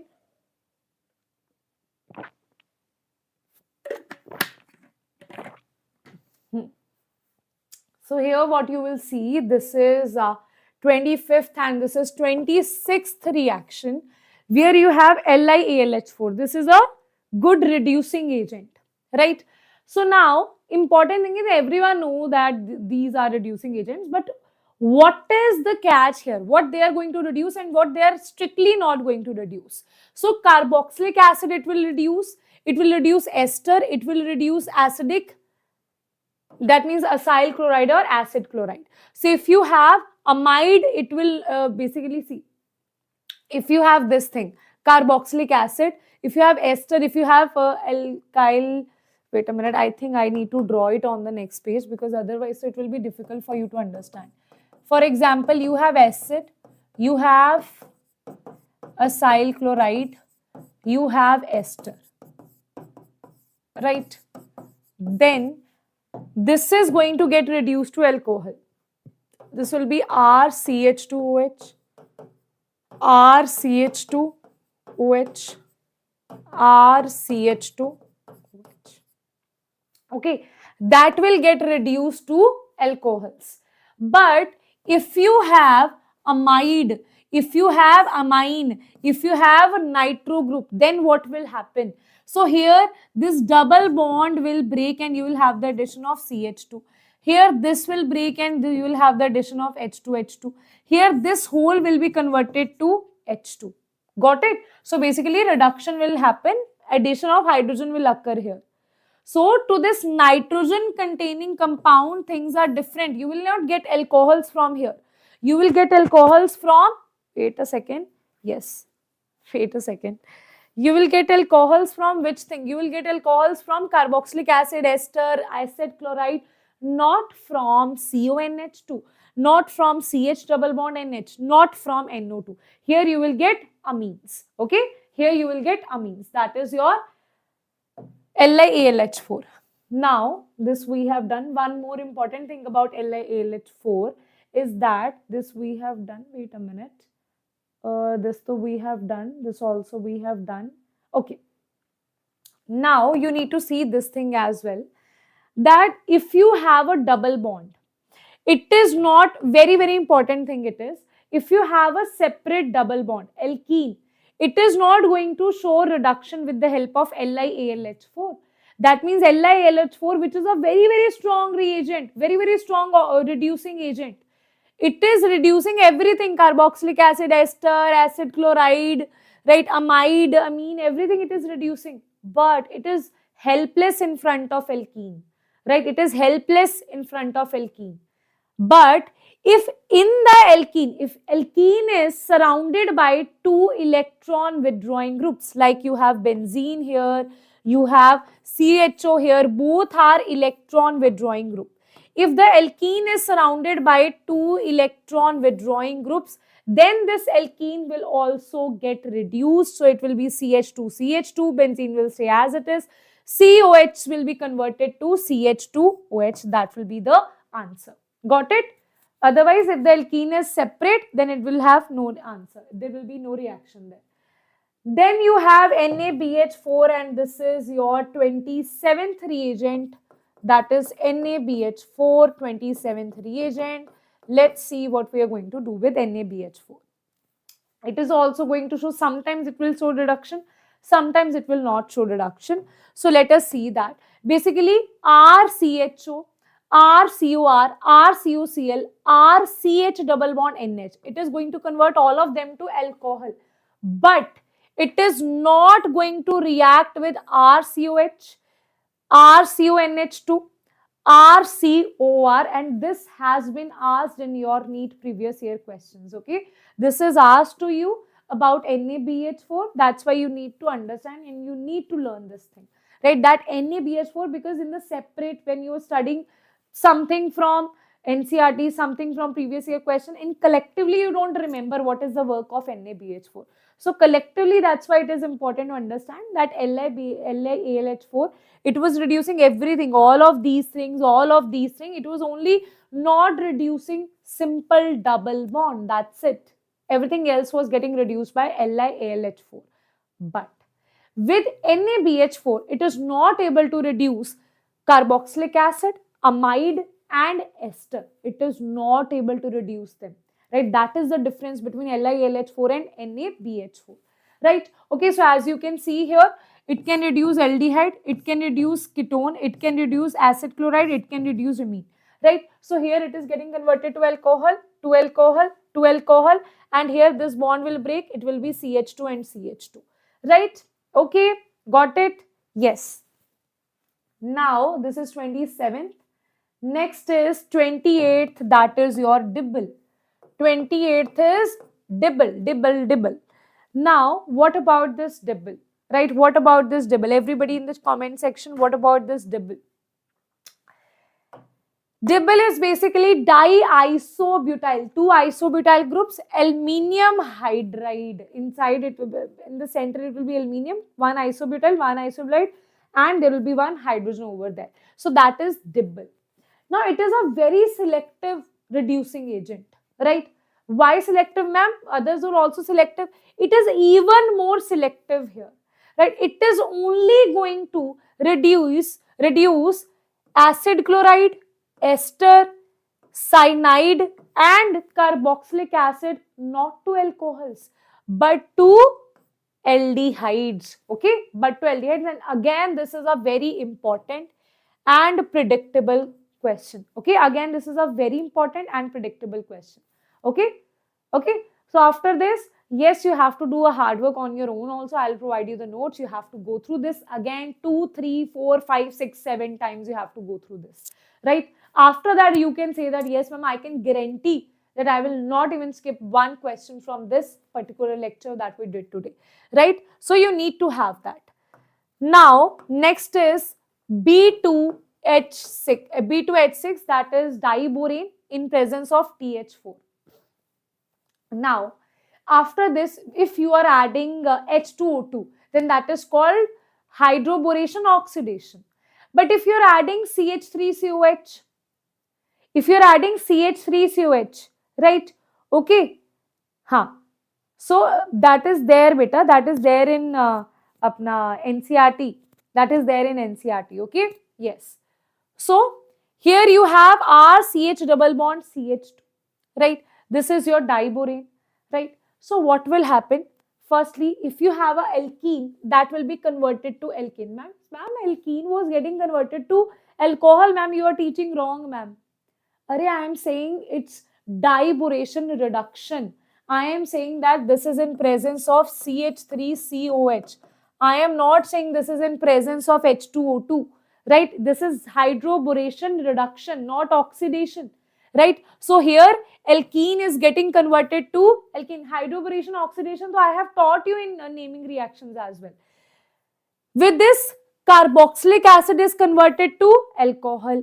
Amide is getting converted to amine, right? But it will have no effect with acid chloride, with you have C double bond, basically C double bond NOH with RX. No answer, no reaction with these three things, right? But yes, with double bond O, alkane, with COH, alcohol, with C double bond O, NH2, it will give you amine. Basically, simple reduction will occur here, but this is not hydroboration oxidation. This is hydroboration reduction.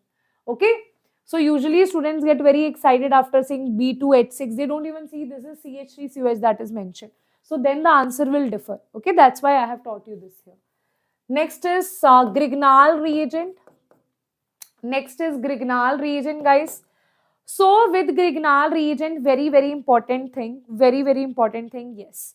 Now with Grignard reagent, what you need to remember, that Grignard reagent is very sensitive towards proton donors. If you have a proton donor, for example, this is Grignard reagent. Okay, what is Grignard reagent? Grignard reagent is RMgX. If you have any proton donor, let's suppose you have H2. Water is a proton donor, right? So it will directly react here and it will give you alkane, right? If you have Grignard reagent and you have a proton donor, let's say you have some good acid, let's say you have HCl. Now HCl is a very good proton donor, acid is a good proton donor. So that's why again this will be converted to alkane. Now with RMgX again, if you have alkyne, let's suppose you have alkyne, that is C triple bond O, this is CH and this is H, you have alkyne. Now here also this hydrogen is a good proton donor, this is acidic hydrogen, again this is converted to RH, right? So with any source which is a good proton donor, it will get converted to Grignard reagent, will get converted to alkane. But if you talk about the reactions of Grignard reagents, but it's with the carbonyl, this is a very famous reactions, right? You have Grignard reagents, you have Grignard reagent, and suppose you have let's say you have RC double bond O, you have RC double bond O, this is R dash, right? Okay, so what will happen? What will happen here? With all the carbonyl compounds, the same thing will happen. This is positive. Always remember with Grignard reagent, this is negative, this is positive. And here we know that this is partially negative, this is partially positive. So what will happen? Negative will attack on the positive side. Electrons will jump here. And here what you will have, this will be R, C, this is O negative, this is R dash, and here you will have the attachment of this R that will jump on this side, right? Now here after this we know that to this negative you will have the attachment of this MgX positive, right? After the hydrolysis, this thing will be converted to alcohol. This thing will be converted to alcohol. So depending upon, you have aldehyde, you have ketone, with the same thing you will get the answer. Okay, with the same thing you will get the answer. Today I have picked up questions of Grignard reagent where we are going to do in the same way, we are going to do reactions with carbon dioxide, with HCN, how it is going to react. That is your previous year questions only, right? Okay. Now that is your 30th question, 30th reagent. Then in 31st reagent, what you have is hemiacetal, acetal, hemiketal and ketal. What are these four things? Okay, what are these four things? Hemiacetal, hemiketal, ketal, hemiketal. Okay, what are these four things?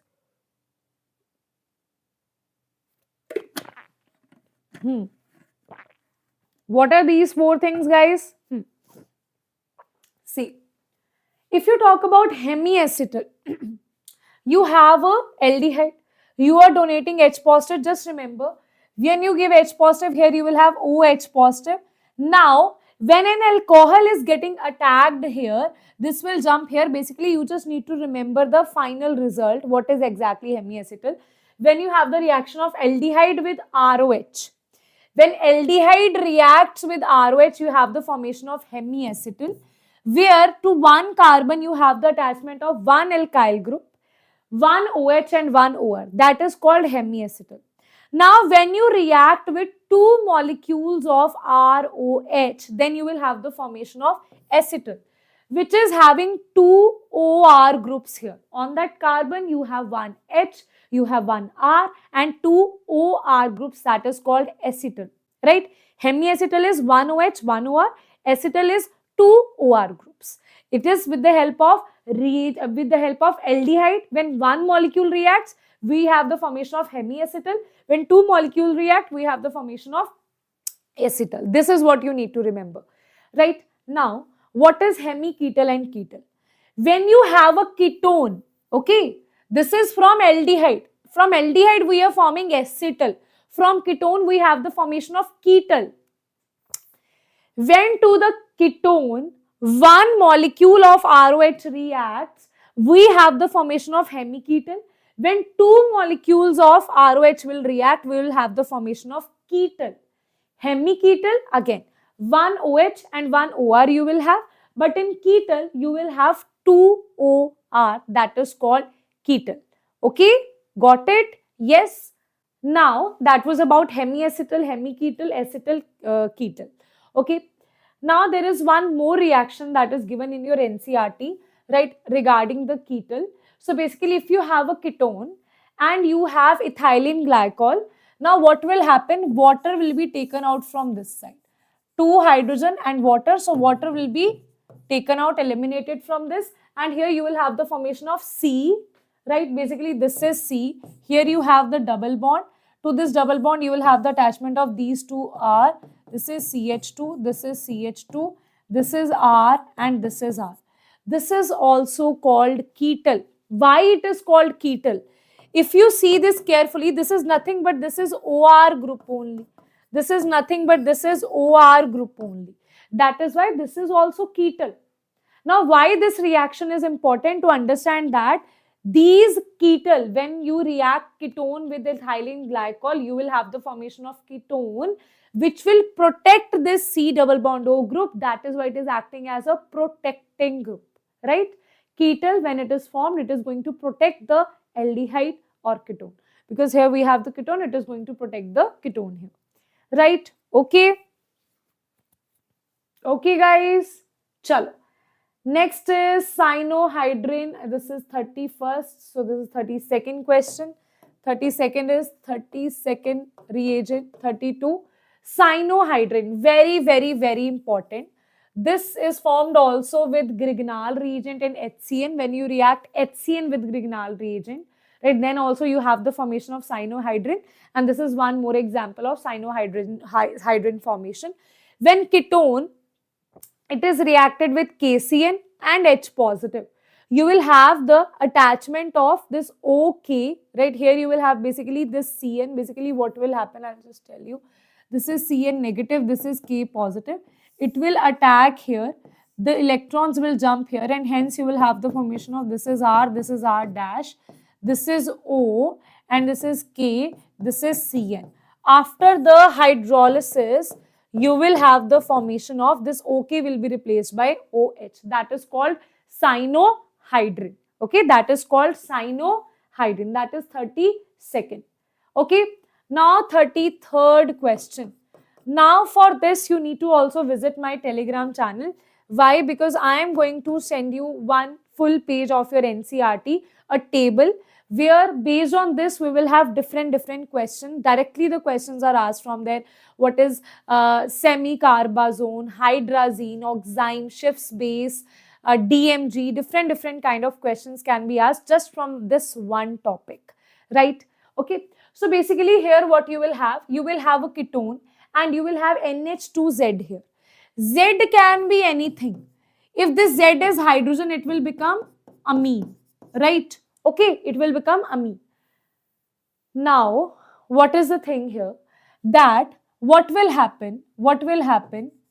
This H2 and this O will get eliminated. This H2 and this O will get eliminated and you will have the formation of this carbon R dash, double bond, because this is the double bond, this is NZ, Okay, this is how you will have the formation of new thing, that is CR-C double bond O N Z, right?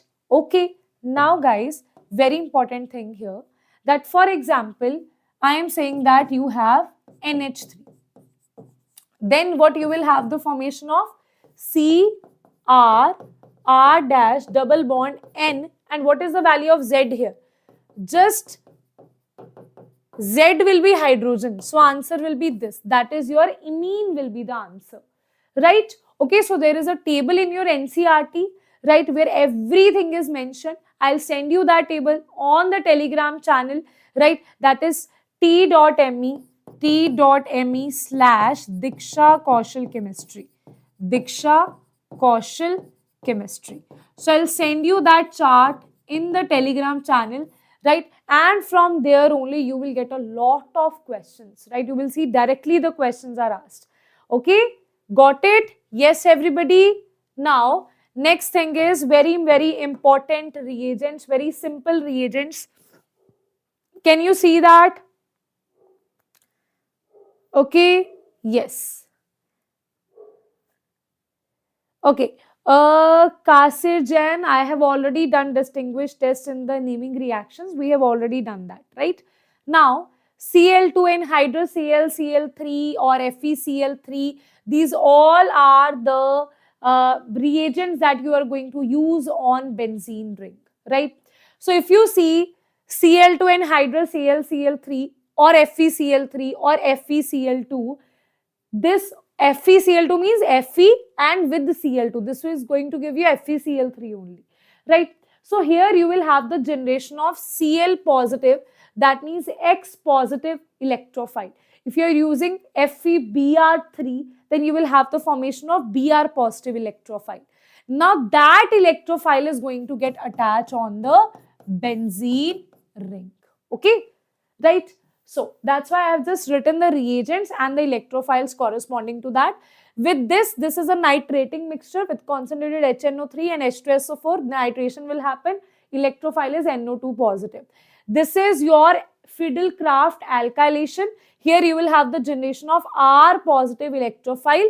When you talk about Friedel-Crafts acylation, here you will have the formation of RCO positive electrophile. This positive electrophile you will get. Now, you can also say RCOCl. You can also say acid anhydride in presence of Lewis acid can also give you RCO positive. Basically, if you have this particular electrophile, then that is called Friedel-Crafts acylation. This is acyl group, right? If you talk about sulfonation, here you will have concentrated H2SO4, or they can give you simply oleum, that is H2S2O7, or they can give you H2SO4 in presence of SO3. All of, because H2SO4 in presence of SO3 only is going to give you oleum, right? And concentrated H2SO4 is also very good sulfonating reagent, right? So here it is going to give you sulfonation, that means attachment of SO3H on the benzene ring. Okay, got it guys? Now, 2-3 important things here, right? 2-3 important things here.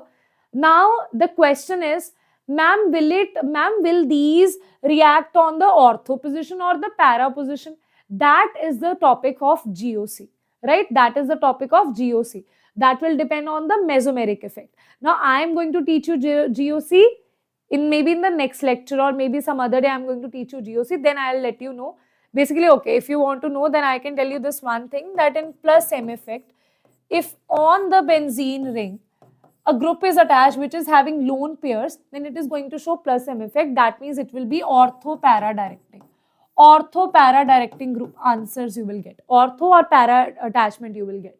But if you have minus M group, that means to this benzene ring you have attachment of group which is doubly bonded attached to a atom which is more electron negative, then it will give you meta-directing products. Then it will give you meta-directing products, right? Okay.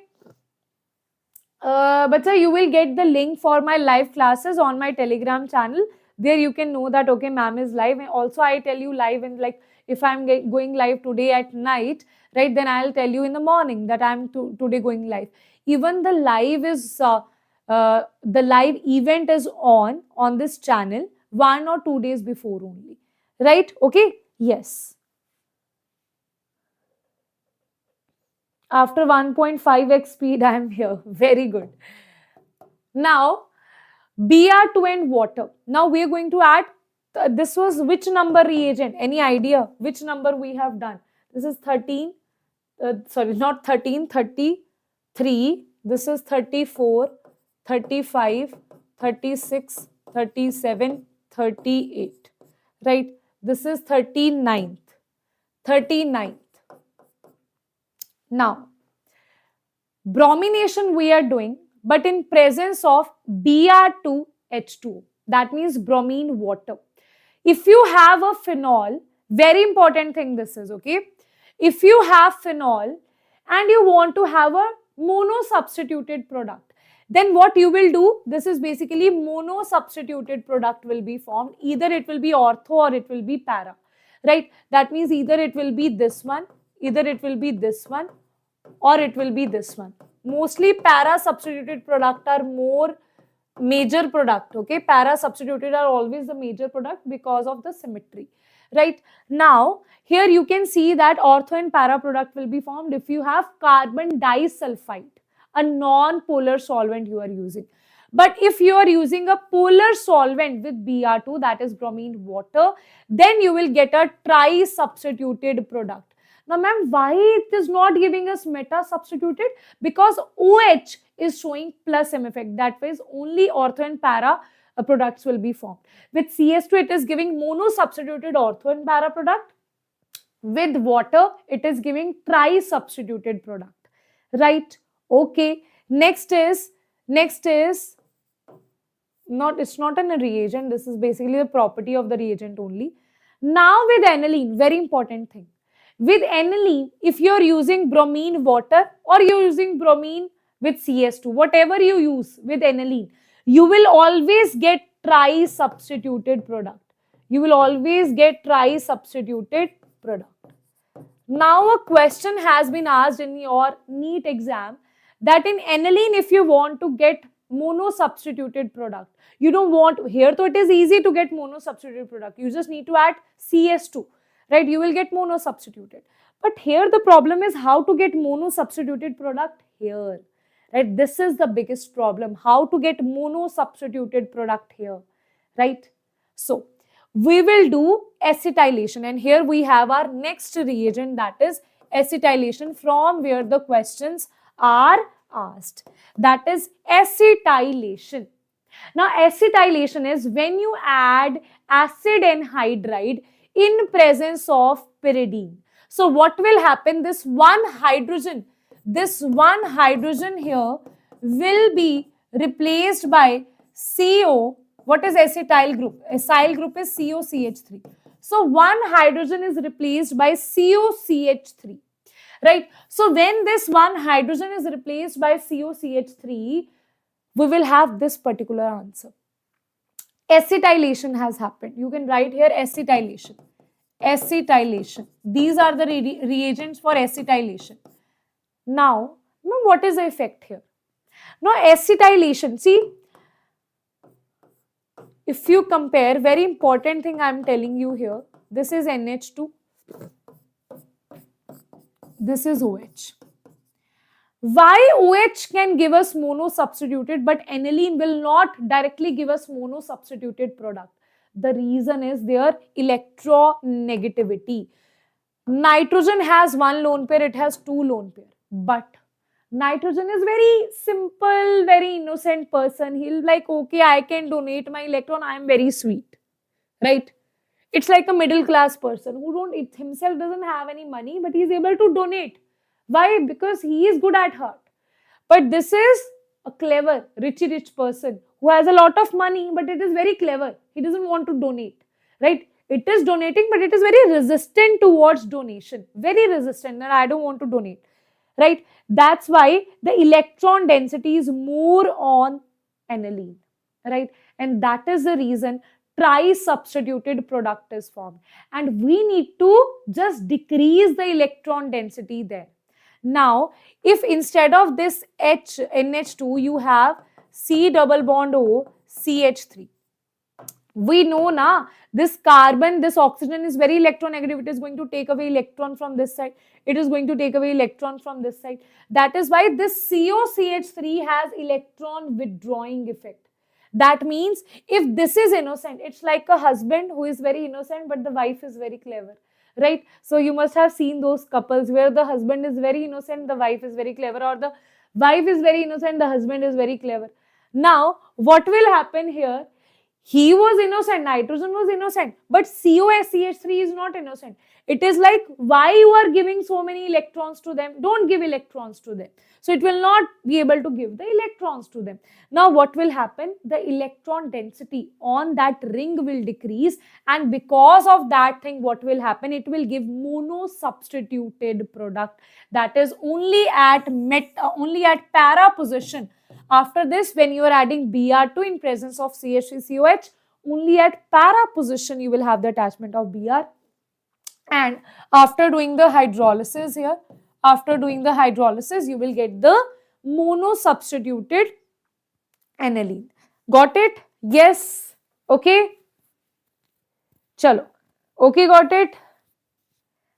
Now, next is acetylation is also important in this case. This is a very, very important reaction. It's high chances. I have gut feeling that they will ask you this question in NEET 2025. Right? Now, this is aniline. On nitration, it is going to give very weird products. This aniline is supposed to be ortho-para directing. Right? So, it is supposed to give us ortho and para product. But in reality, it is giving us 47% meta product. Reason they can ask you? Reason is because this is nitration. In nitrating mixture, you have concentrated HNO3. You have concentrated H2SO4. So it's a very good acidic medium. This is a very good base. A base is having lone pairs, and an acid is donating the proton. So this acidic mixture is going to donate the proton here, and hence you will have the formation of anilinium ion. And this anilinium ion here is going to be meta-directing. Can you tell me why? Because this is positive. This nitrogen does not have now lone pairs. It is positive. It is electron deficient. It is going to show minus M effect. That is why it is meta-directing. That is why you will also have 47, because some of the aniline is converted to anilinium ion. Some aniline is not, it's like 47% is converted to anilinium ion. That is why 47% is meta product. Rest of the answer is ortho and para. And ortho is always minimum. It is minor product, and major is this para only. Now, if you only want to get the para product, you don't want to have the meta product here, what you will do? Again, you will do the acetylation, right? This H will be replaced by COCH3. After this, now, this nitrogen, right? It was a base because it was donating the electrons, right? But here this COCH3 is very clever. He is like, why you need to donate the electron to acid? Don't donate the electrons to acid. So this nitrogen now don't have the capability to donate the electrons. And that is the reason this nitrogen here will be like, oh my God, now I am relaxed. I don't need to donate anything. I don't need to get converted into anilinium ion. So that is why after nitration, it is going to give you para product here. Right? And after that, you can do the hydrolysis and you will get the para product here. Got it? Meanwhile, ortho. Ortho is the sad reality. Hai na? This is that third wheeling person. Hai na? This is that third wheeling person who has no value. Is like, nobody is even thinking about me. Nobody wants to nobody is like, okay, we should get ortho product. Okay, ortho product, just ignore this ortho product. We want to have para product. Para is the hero of our chemistry. Hai na? But in one case, ortho is the hero. Which is that case? Orthonitrophenol. Hai na? orthonitrophenol. Then the major product is this ortho. In this case, the major product is this ortho product because of hydrogen bonding, right? Okay. Okay, guys, everybody in the comment section, is that clear? Yes. Yes, everybody.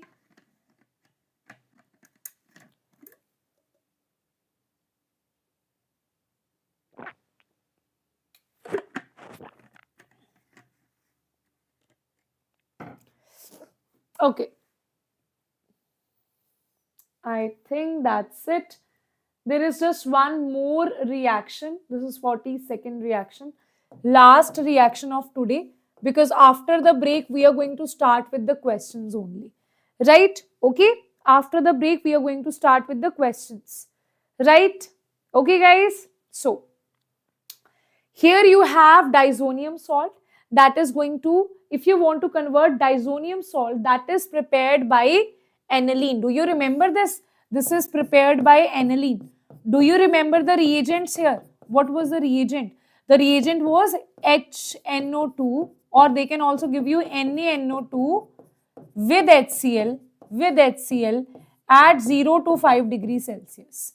Right, so it is getting converted to disonium salt, and this disonium salt, whether you react this with H2, H3PO2, ETOH or HCOH and heat it, it will give you benzene as the answer. Okay, so this question also is very, very important. Okay, yes, everybody, yes. So guys, we have done the reagents. Now we will see how they ask you the questions in the exam. Okay, how the questions are asked in the exam. So I'll give you a break now for 10 minutes, and after that we'll see that what kind of questions they can ask you. Okay guys, yes, chalo. Okay, so I'll see you after the break. But before the break, for all the students who are looking for some good batch where the fast track revision is happening, so we have this batch for you where we are doing the fast track revision, right? Okay, you have already seen how I am doing the revision. Okay, in more detailed version, we will do the revision, because on YouTube, we don't get that much time, right? But there we are teaching from 5 to 10 p.m. Right? Right now, I think the batch has just classes has done at 10 p.m. So 5 to 10 p.m. That is also easy for the students who are school going students, whether you are taking any coaching, whether you are in some other batch, even the students of DNA batch, right? They are in that fast track revision. In the morning, they take their DNA classes, right? Okay. And in the evening, they take the fast track classes, right? So that is how a good preparation looks like, right? So now guys, here you will get live sessions, you will get online tests, online pedagogy, right? If you want to see some other test, online test also you want to get, you will also get your report card here, right? Now you will also get V-Buddy recorded lectures. That means you want to see topic-wise lectures also, that you will get. If you want to see with all these things, ma'am, also I also want to have these things, I also want to have all India test series, ma'am, then what should I do? Then you should purchase the combo batch. Okay, then you should get enrolled into the combo batch, right? And if you're looking for a batch which will provide you all the things and also the hard copies of the crash books, right? And unlimited access to Doubt app, which is available to you for 24/7, whether it's 5 a.m., it's 10 p.m., whatever is the time, you can ask your doubt any time of the day. That will be also available to you in the pro batch. Okay, so these are the 3 batches of NEET Express. Got it? So you can get yourself enrolled to any of the batch according to the requirement that you have. That only depends on you. You only know your situation. I would advise you, if you don't have any teacher who is there in the offline format, you don't have any school teacher, you don't have any Didi or Bhaiya to teach you the doubts, then I would advise you that go for pro batch, because eventually, see, you are not a superhero. When you study something, when you do practice, you will eventually get the doubts, right? So who is there to solve your doubts, right? So that's why this Doubt app will be very beneficial for you. Moreover, you will get the crash books, you will get fast track revision. You will get the recorded version of detailed lectures as well, right? And if you have any Didi Bhaiya who can solve your doubts, right, who have good knowledge also, then you should go for the combo batch, right? And here, because we are getting the test series also, but if you have already purchased the test series, then go for prime batch. Okay, so it totally depends upon your situation. Okay, guys? Yes, chalo. Chalo.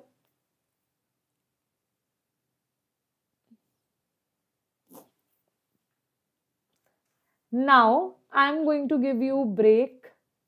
Okay, so I'll see you in 10 minutes.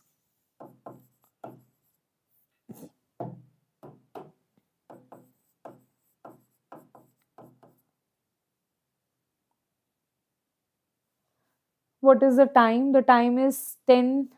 I'll see you all at 10:20 p.m. Okay.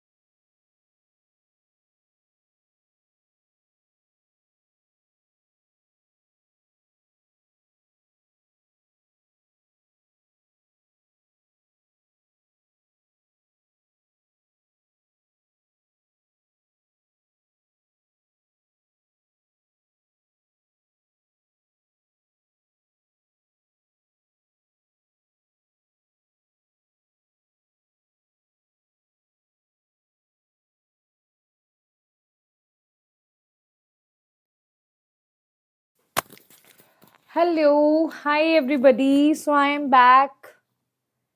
Everyone, am I visible? Am I audible, guys? Okay. So let me just inform everyone in the Telegram channel that we are back.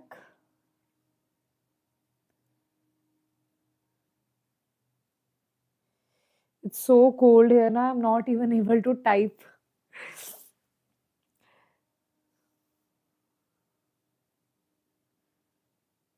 See, it's so tough to even type. I'll show you the temperature. Can you guess what's the temperature? Can you guess what's the temperature? What's the temperature at your town or your city? Huh? Let's see the temperature here.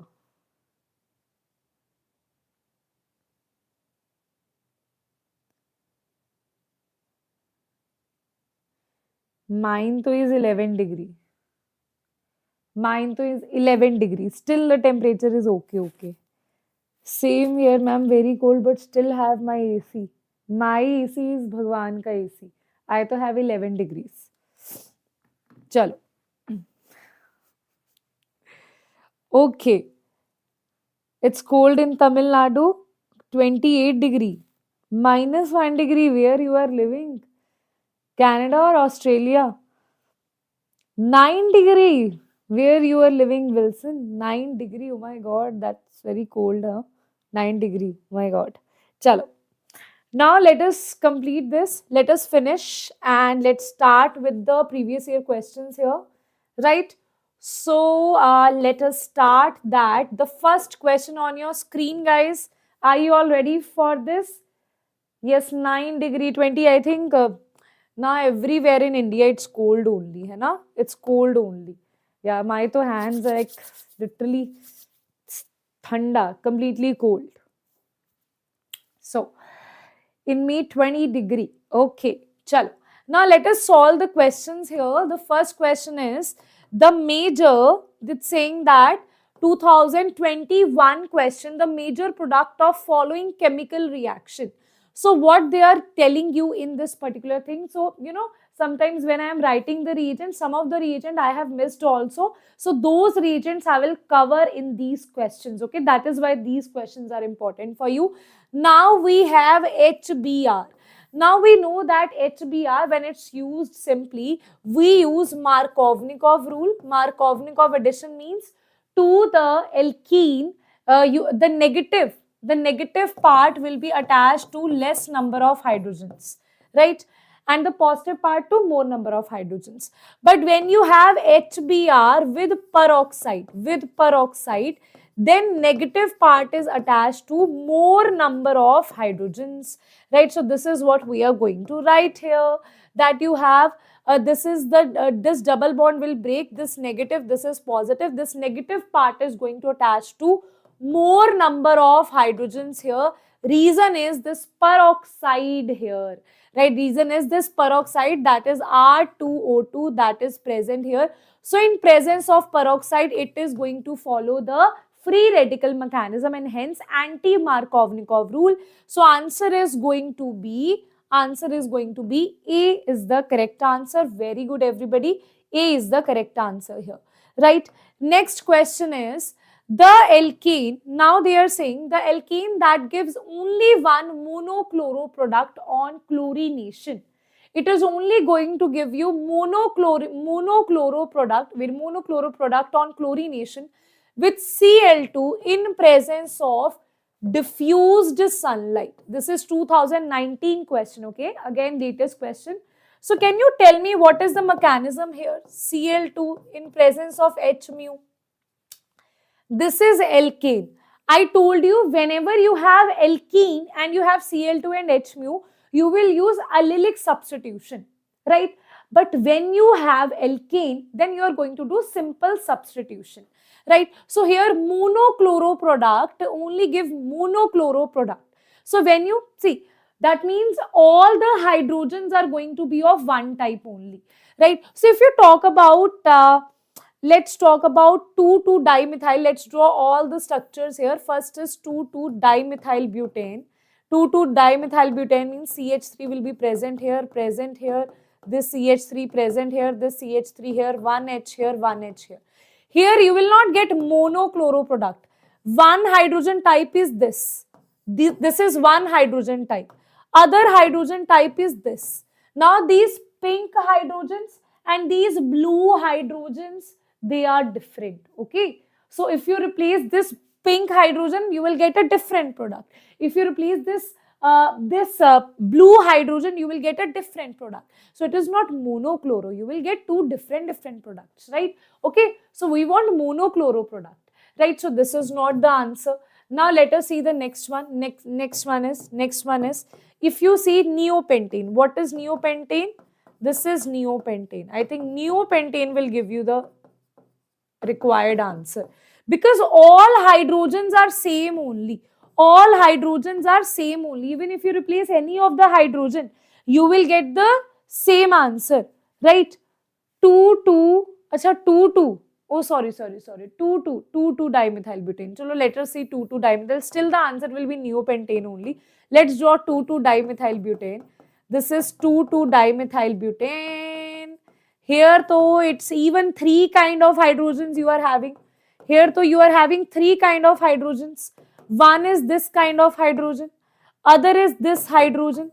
Third is this kind of hydrogen. Third is this hydrogen. Three kind of hydrogen.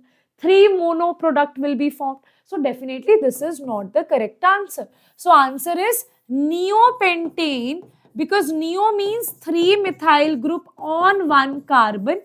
Pentane means in total it should have 5 carbons. So 4 carbons we have completed. This is your 5th carbon. All the hydrogens are same here. So answer is that your neopentane, you will get the monochlorinated product. Is that clear? Is that clear, guys? Is that clear? Yes, bacha. Very good. Neopentane. Next question, NEET 2020. Okay, NEET 2020 in the question says that an alkene on ozonolysis gives methanol as one of the product. Its structure is. He is saying that it is going to give you methanol as one of the product. Firstly, you should know what is methanol. Methanol means aldehyde which is going to have only 1 carbon. That means this is your methanol. Right? An alkene on ozonolysis which gives methanol as one of the product. Break the double bond, attach double bond. Oh, same thing, let's do this everywhere. Break this double bond, attach double bond. Oh, ethanol you are getting. And this is so definitely not methanol. Right? So this is not the correct answer. Here though, not possible only, guys. This double bond is present over here. Right? So definitely here this double bond will break. You will get a double bond here, a double bond here. Right? Okay, so definitely methanol will not be formed. In this case also a double bond here and a double bond here. It will break. It will not be formed. In this case, when you break this, a double bond here and a double bond here. What are the products that you will get? One is this methanol. Other is this one. This CH2CHO. This you will get. So this is going to give you one of the product as methanol. So 3 is the correct answer. Right? Okay. C is the correct answer. Next is an alkene. NEET 2019 question. Can you see? Latest question based on your simple. It's not a naming reaction. Right? No doubt on naming reaction also the questions are asked. Definitely. Right? If the naming reaction the question are asked, then to see it's a very easy question. Right? They can also ask you question which is not exactly naming reaction, but it's a very important reagent. Right? So now, an alkene A on reaction with, again it's ozonolysis. Right? As I told you, that's a very, very favorite question of NEET. Right? Alkene A on reaction with O2ZnH2O. Can you tell me, is this oxidative or reductive ozonolysis? This is reductive ozonolysis. Reductive ozonolysis. Right? Now, gives propanone and ethanol in equimolar ratio. Right? Addition of HCl to alkene A gives B as a major product of the structure of B. Firstly, though, you need to know that it is going to give you propanone and ethanol. Let's draw that. What is propanol? Propanol is what? Propanol is CH3, C double bond O, CH3. Can I write it like this? C double bond O, CH3, CH3. And it is giving you ethanol. What is ethanol? Ethanol is double bond O, C, H. Ethanol is HCH, right? It's not ethanol, it's methanol. Ethanol, they are saying. So it will be CH3CHO. So I should write it like this. C double bond O. Why I am writing it like this? To get the desired product, right? To get the answer. So I should write it like this. This is C double bond O, H, and this is CH3. This is your ethanol. I have written it like this, CH3, C double bond O, H. Now, can you tell me, let's do the reverse of ozonolysis. In ozonolysis, we used to break the double bond and attach double bond O here. Here we are going to just erase this oxygen here and attach all of this over here, right? And this is what you will get. This is what you will get. This is basically a double bond only, right? So this is the reactant from where after ozonolysis you are getting ethanol and propanol. Okay? Okay? This is where you are getting ethanol and propanol. Now, what they are saying is, they are saying that is equimolar ratio, addition of HCl to this alkene. You are adding HCl to this alkene. HCl means you are going to have Markovnikov addition here, right? This is going to have, you are going to have Markovnikov addition, right? You are going to have Markovnikov addition here, Markovnikov addition. So Markovnikov addition means to the negative you are going to attach, negative is going to get attached to less number of hydrogens. So less number of hydrogens are here. So negative we will attach here. So answer will be C, Cl, CH3, CH3, C, H2, CH3. That is going to be the answer. So let's see. On C you have 2 CH3, 1 Cl, then you have CH2, CH3. So the answer, as you can see, D is the correct answer, right? D will be the correct answer here, right? D is going to be the correct answer. Ma'am, can JEE students watch this? Yes, if you want to practice, you can definitely watch this, right? Okay, definitely you can watch this, but it's only for practice, okay? Because same kind of questions are asked in JEE and JEE means, not advanced, JEE means. Okay, so you can watch this and do the practice. But yes, if you have any other, if you have not done the previous year questions of JEE means then do the previous year questions of JEE means first. After that, you can do the if you have still time left, then you can do the NEET questions as well. But I would prefer firstly do JEE means questions. Okay. Now next is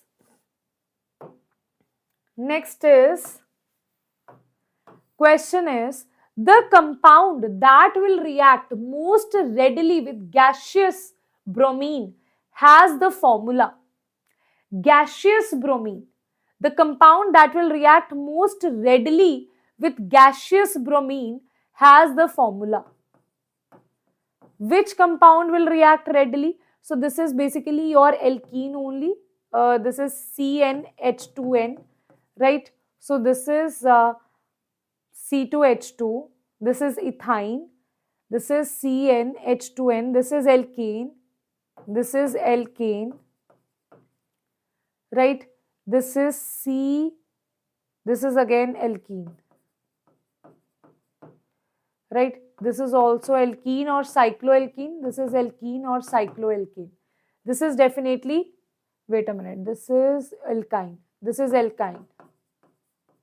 So alkyne to will not react, compound that reacts with gaseous bromine, right?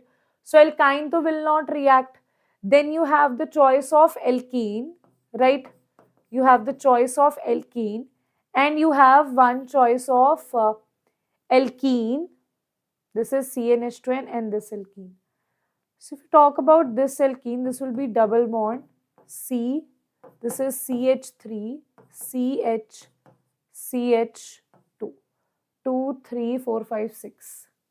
Right? Here also it can react. Here also it can react. The compound that will react most readily with gaseous bromine. Wait a minute, I didn't get the question only. Wait a minute. Acha. So sorry. Yes. Okay. So basically this Br2H mu is based on the substitution, right? So here alkyne is eliminated because we have not seen the reaction of alkyne.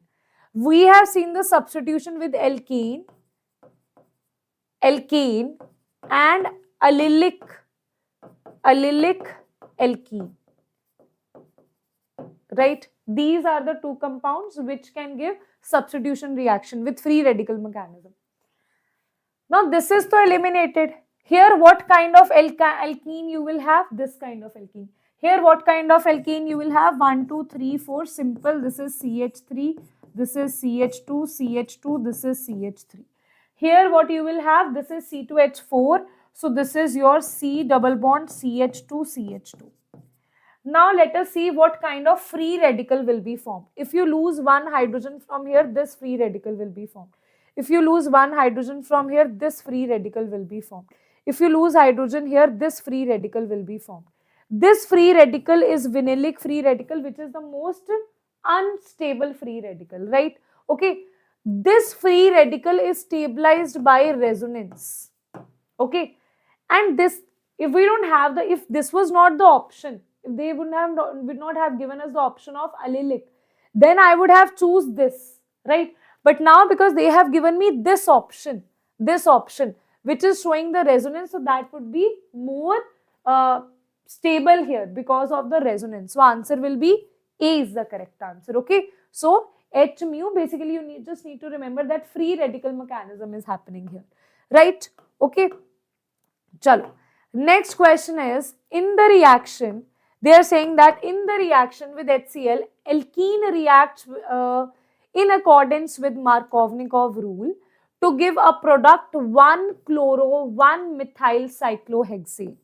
The product is 1-chloro-1-methyl cyclohexane. Okay, this product is formed. They are saying that in a reaction with HCl, an alkene reacts in accordance with Markovnikov rule. See, if here you attach HCl, it will give us, if here you attach HCl, it will give us negative part to less number of hydrogen. That means here only positive part to more number of hydrogen. So here the answer you will have is CH3 and Cl, right? Here also if you attach HCl, negative part to less number of hydrogen. Out of this and this, which is having less number of hydrogen, this is having less number of hydrogen. So the answer will be, this is your benzene, not benzene, this is cyclohexane, this is CH3. Less number of hydrogen means Cl here and one hydrogen here, which we can also, if you don't write, then also that is okay, because hydrogen we don't write as such, right? So that means from both of these you are getting this structure only. That means both A and B are the reactants to get this particular compound, right? So answer will be 3 is the correct, yes, C is the correct answer. Okay. Now next is, among the following, the reaction proceeding through electrophilic substitution is. Reaction that is proceeding through electrophilic substitution. Electrophilic, firstly, so there should be substitution. There should be a electrophile. Electrophile means which is positive. Here Cl negative is substituting, but an electrophile should substitute. This is not electrophilic substitution. Here also the substitution is not happening, just N2 is getting eliminated, right? Here you will have the formation of Cl positive electrophile. That this is positive, right? That means this is electrophile.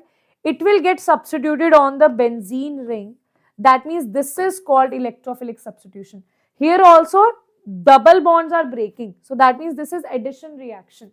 So answer is C is electrophilic substitution. Okay, understood? Very simple questions.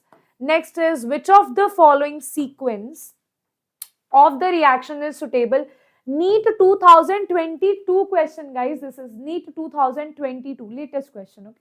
So, which of the following sequence of reaction is suitable to synthesize chlorobenzene? Right, for chlorobenzene, which is suitable. Right, chlorobenzene means this thing. See, if you have benzene, Cl2 anhydrous FeCl3, right, then that is suitable for chlorobenzene, because here you will have the formation of Cl positive as the electrophile. If you talk about HCl with benzene, no, with phenol and NaNO2 and HCl, that means disonium chloride. After this will form disonium chloride salt, right? After this CuCl, again, wait a minute, again you have which of the following sequence reaction is stable for synthesis? Chlorobenzene, right? So then you have CuCl, right, in presence of HCl only, right? Then here you have NH2.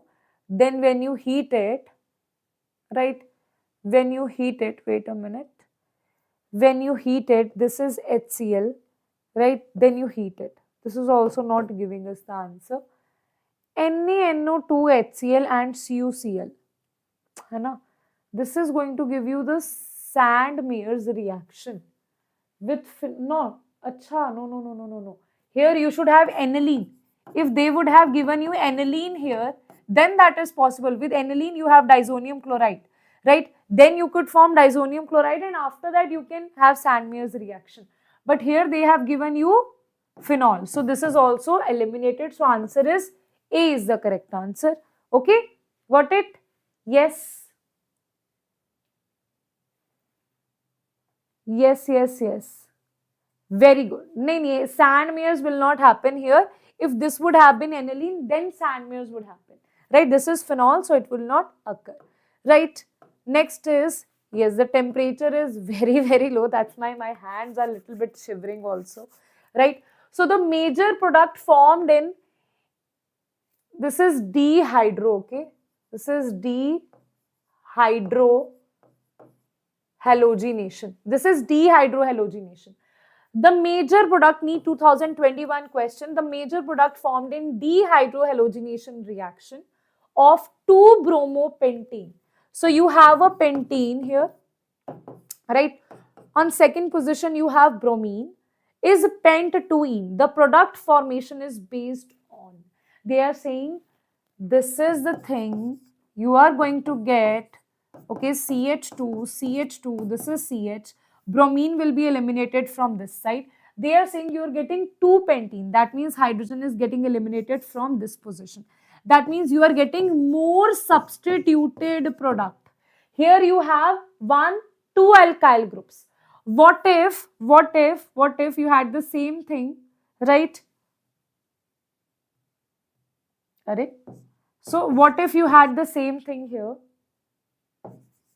Okay. Now what if you substitute Br from this side and H from this side?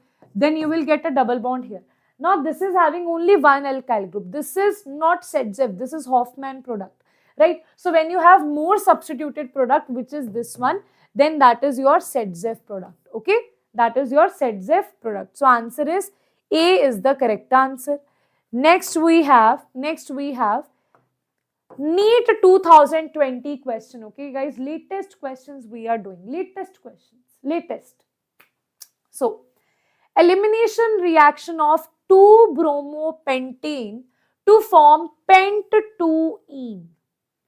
2-bromopentane to form pent, this we have done now, this is the repeated question, see, this is in 2021, 2020, same question is being asked, right? Just the form of the question they have changed. Elimination reaction 2-bromopentane to this follows which thing? It follows Sedzev rule, yes. It is beta elimination, definitely. If you see this thing, 1, 2, 3, 4, 5, this is CH3, 2 bromo means Br here, 1 hydrogen here, CH2, CH2, CH3. So from here, alpha position Br is eliminated. From beta position, this is also beta, this is also beta. But here the hydrogen will be eliminated from this position because of Setzeff rule, right? So this is also beta elimination. It is also dehydrohalogenation, it is not dehydration. So answer will be A, B and C, that is A is the correct answer, right? Okay.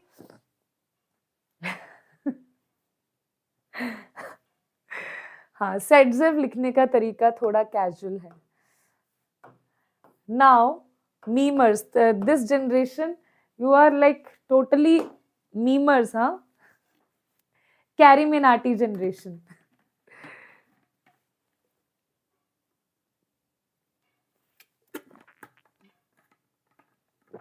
Sometimes I feel like, should I even give you any tricks or not? Because I think my tricks will be very old in front of you guys. My tricks will be like, ma'am, what you are saying, ma'am. We can make be a more creative, ma'am. Please, ma'am, we can make even funnier trick, right? Ma'am, we will give you our trick. When we will give you new tricks, you just show the tricks to the public, to other students, so that they can also get entered in. That's why I ask you that if you have any good tricks, any good mnemonics, you are way more creative than me. है ना? Because you are very well aware of the memes. This meme is going on. So ma'am, we can learn this reactivity series from this meme only, ma'am. We don't need to cram anything, ma'am. Right? Okay. How much time? See, I never say that this much time. I always say that this is a target. I always tell students also, don't ever do like this. For 1 hour I'll study. No, guys. Say, this is the topic that I'll study. It will maybe take me 30 minutes, maybe it will take me 2 hours, right? So target, this is our target, okay? So I think the target will be completed in 30 minutes, okay? So let's see. 2017 question. Identify A and predict the type of reaction. You have to identify A and predict the type of reaction that you will have here. So this is NaNH2, which is a very good base, right? So what it is going to do? It is going to do, everybody in the comment section, what it is going to do. It's a very good base, right? NaNH2. So this is your OCH3, right? And this is Br already, right? If you talk about a base, it is going to accept the proton, right? Sign substitution reaction, NH2, NaBr. Br will be substituted. Wait a minute. If you have a base, it is not sign, it is sin basically. Sign substitution reaction, elimination reaction, NaNH2 base. It's a stronger base, okay? It's a very good base. Wait a minute. This is positive, this is negative. So if you do the bromine, तो will not be taken out, है ना? So answer, I feel it will be OCH3. Wait a minute. NH2 Br. Br will not be, B will also not be the correct answer. Then you have NH2 and NH2, NaBr. It can take out the proton. I think that D should be the correct answer. Let me see. Yes. Okay. So I was just verifying that is the concept is getting applied here or not. So yes, D is the correct answer. So here what we did basically, I just saw all the options here, that what is the possible value, right? So now what I saw here, how I predicted this, that this is your Br, right? So firstly I did by elimination only, that this is a very good base, right? So a good base, firstly it should abstract the proton here from this side, but that I can't see over here, right? So what it will do, we know that here these two are, this is having the lone pair, so it is going to increase the electron density over here, right? So it is going to increase the electron density, and this is your Br, this is NaNH2. So now what will happen, it will not behave as a base because it's not possible, because it does not have any proton, which it does not have any proton donator group, right? So that is why it is going to behave as a nucleophile only. Nucleophile means this is NaNH2, this is Na positive. So this is the negative part and this was the negative part. So what will happen? This NH2 will replace the Br here and hence you will get this answer, that is the substitution. Okay, so that you have to see whether the base is acting like a nucleophile or the base is behaving like a base. Okay, that will depend on the reaction, right? Okay, that will totally depend on the reaction. Sometimes KOH is behaving as a base, but sometimes this OH negative is behaving as a nucleophile. So that will depend on the reactant, what kind of reaction is occurring here. So if they give you any reaction which has never been asked, right, so that is how you will solve it. Okay, yes, got it? Okay, okay guys, yes, chalo. Arey, nothing, I was just telling that this is NaNH2, that is a good base, right? So what will happen? Either it can accept the proton, right, or donate the electrons. But that is not possible in this case because O is having electron donating group. So already the electron density is very high on the benzene ring. So it will not behave as a base. It is also having electron density, it is also having electron density, so they will not work together, right? So rather this will behave as an electrophile here, that is why this is positive, this is negative. So this NH2, now it is going to behave as a nucleophile here and it is going to replace this and hence you will have the answer is substitution reaction. Okay, don't spam guys, don't spam. Okay, that is how you are going to have the answer. It is now behaving as a nucleophile. Okay, it is now behaving as a nucleophile. Okay, got it? Chalo. Next is the reaction of C6H5CH3 with HBr. This is the very simple 2015 question, right? HBr means negative part will be attached to less number of hydrogen. Less number of hydrogen. Less number of hydrogen, ma'am. Nowhere you will have the less number of hydrogen. Then how come it will get attached to less number of hydrogen, right? So now what you will see is the carbocation formation. I told you na, whenever you have Markovnikov addition, basically that is not Markovnikov, that is basically your carbocation only. You have to see whether this will have the positive or this will have the positive. When this pi bond will break, the electrons will jump on this side, then the positive will be present here. If the electron jump on this side, then the positive will be here. Now, if you have the positive here, then it is stabilized by resonance, right? Because you have a benzene ring. On this, if you have CH2, that is stabilized by resonance. But if you have positive here, that is stabilized by inductive effect. Resonance is more dominating. So that means after this pi bond will break, you will have positive over here. So here the answer will be CH, this is positive. And here it will be CH2, CH3. To this positive, you will have the attachment of Br and hence the answer will be C is the correct answer. Okay. Third, that is C is the correct answer. Okay. More substituted carbon, yes. Not more substituted, basically you just need to know that more stable carbocation is formed here, right? Okay. Next question is, consider the reaction. You have to consider this reaction. Here you have NaCN, CH3, CH2, CN, NaBr. Such a simple question this is. They are saying that what is the reagent? What is the fastest reagent that you will use here? Firstly, though, you need to know that this is a SN2 mechanism, right? This will occur via SN2 mechanism. Can you tell me the reason why this is SN2 mechanism? Can you tell me the reason here, right? Okay, because here you have the primary alkyl group. If you have the reaction of primary alkyl group, because if it would have been SN1 reaction, then this should be tertiary alkyl group because it is a primary alkyl group. And primary alkyl group shows the reaction in SN1 because of the steric hindrance, right? So that is why it will show SN2 reaction, not SN1 reaction, right? So SN2 reaction are basically, it needs a polar aprotoic solvent which does not have any proton, right? It needs polar aprotic solvent. aprotic solvent.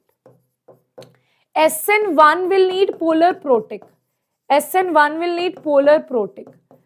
Right? So this will need polar aprotic. This will have a proton, C2H5OH. There is one proton, one hydrogen. Polar protic means that hydrogen which is making hydrogen bonding, right? So that is polar protic, right? So this is your polar aprotic solvent. So C is the correct answer, okay? Very good. DMF is the correct answer, right? Next question is, for this reaction, they are saying that for this reaction, CH3, CH2, CH2, Br, KOH, okay, which of the following statement is correct? So first is elimination reaction. Definitely A is elimination. So this is substituted. Okay. A is elimination, that is written in A, C and D. Now, this is your Br is replaced by OH. So that is a substitution reaction. So B is not elimination reaction. B is substitution reaction. B is substitution written here and here as well. Third is break this pi bond and attach two Brs. That is addition reaction. So C is the addition reaction. So D for dosa ma'am is the correct answer. Okay? Yes? Okay. Got it. Very good. Very good. Very good. Very good. Now, polar aprotic means which is polar, which has dipole moment, but it does not have any hydrogen. Right? Okay? Which is attached to an electronegative element. When a compound has an hydrogen which is attached to electronegative element, that is called protic. Okay? Chalo. D for IIT Delhi. Okay. Which of the following compounds undergo nucleophilic substitution reaction most easily? Nucleophilic substitution reaction. For nucleophilic substitution reaction means there should be less electron density. That means you need to have electron withdrawing group that is going to take the electron density from the benzene ring. Here you have two electron withdrawing group here. Only one electron withdrawing group. Only one electron withdrawing group. Only one electron withdrawing group. So the one which is having two electron withdrawing group, that is going to be the correct answer. So answer A is the correct answer. Right? A is the correct answer. Very good. Very good. Now, next is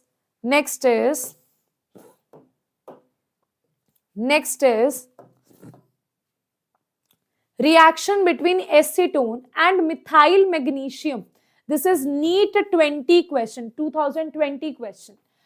Reaction between acetone and methyl magnesium chloride followed by hydrolysis will give you.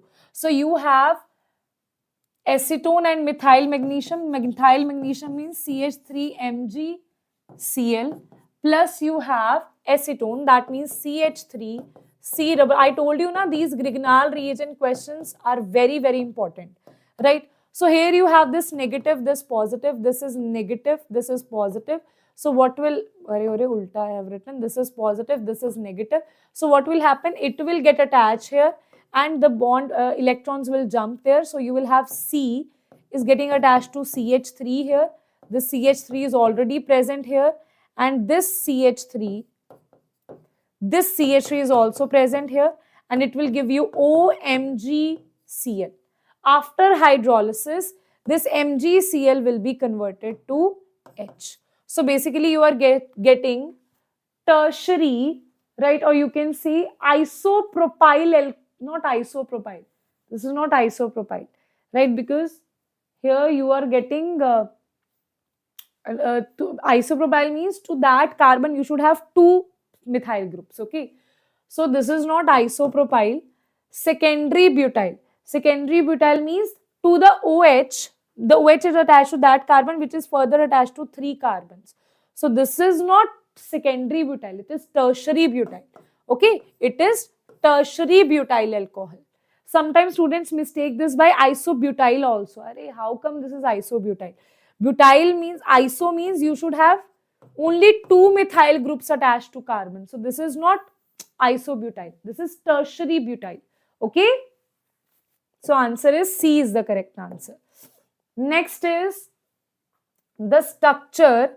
They are saying the structure of intermediate A in the following, right? This is the we have done in the previous also.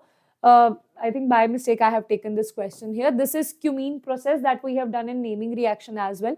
So here, this we have done before also.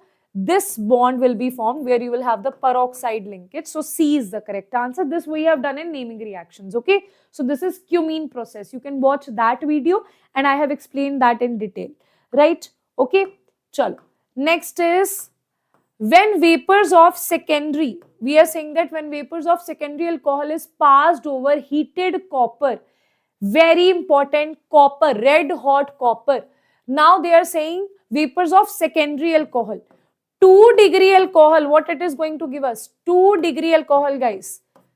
2-degree alcohol is going to give us ketone only. So answer is C. See, if they have asked you this in 2019, if they want to ask the same kind of question in 2025, they will ask you regarding 3-degree alcohol, right? Not 2-degree alcohol. So don't say, ma'am, it's not repeated, right? 3-degree alcohol they will ask you, right? Not 2-degree. Why? Because that's a very simple question, okay? Right? They will also increase the standard of the paper, right? So, next is Anisole 2020 question. Anisole on cleavage of with HI. This I told you. Now you will see a lot of questions of ether and HI. Favorite questions of NEET. Right? Favorite questions. So what you will see here, Anisole means this thing. Anisole means you will have this thing. You will have benzene and this is OCH3. Right? Now here I told you if both are primary, what I told you, if both are primary, say this carbon is also connected to, this carbon is also connected to 2 more carbons, right? That means none of them is tertiary. So it will follow steric hindrance mechanism, that is SN2 mechanism it is going to follow, right? So iodine, I will be attached to less hindered. Less hindered is CH3. So iodine will be attached to CH3 and hence the answer will be this. One more thing here to remember, that even if we say that we want to dissociate, we want to break this bond, it's not possible because the phenoxide ion will have partial double bond character. Because if you see this thing here, because of resonance, it will have a partial double bond character. That's why it is difficult to break this CO bond. Hence, this bond will break. This bond will break and hence you will have the formation of CH3I and phenol. So, answer is going to be A is the correct answer. Got it? A is the correct answer. Right? Very good. Next is again the question with HI. This is 2019, that was 2020, this is 2019. Repeatedly they are asking. The major product, they are saying the major product C and D formed in the following reactions respectively. So what I told you, if one of them, the alkyl group that are attached to ether, if any of them is tertiary, it will follow SN1 mechanism. That means carbocation will be formed. Now this is tertiary. This is tertiary. This carbon is attached to CH3, CH3, CH3. That means it is follow SN1 mechanism, not SN2 mechanism. When it is following SN1 mechanism, can you tell me iodine wants to attach according to the stability of carbocation. 3-degree carbocation is more stable. So iodine will be attached to 3-degree alkyl group. That means CH3I will be formed. Right? And next is this bond will break and here you will have the formation of alcohol. Right? So, B is the correct answer. Right? Okay? B is the correct answer. Oh, wait a minute. Oops. I forgot to see one thing. One mistake. Excess of HI they have given us. Excess of HI. Right? So, my bad. We should not do these mistakes in the exam, right? So, if in the exam they don't give you excess of HI, then the answer would be B, okay? If they have simply given you HI, then the answer will be B only, okay? If they have given, again listen to this very important point, if they have given you only HI, then the answer will be B. But if excess of HI, then the answer will be A. Can you tell me the reason? Can you tell me the reason? The reason is you will have the formation of, when you have simple HI, you will have the formation of this CH3, this CH3, this is CH3, this is I, plus you will have the formation of CH3, CH2, CH2OH. Right? Now what will happen? When you have excess of HI, then what will happen? This iodine, this I negative and this is positive, it will replace this OH also and you will get CH3, CH2, CH2I. Okay? So you need to see whether they have given you excess of HI or simple HI. Right? So now they have given you excess of HI, that is why the reason is A. Now if this is in 2019, they have given you this.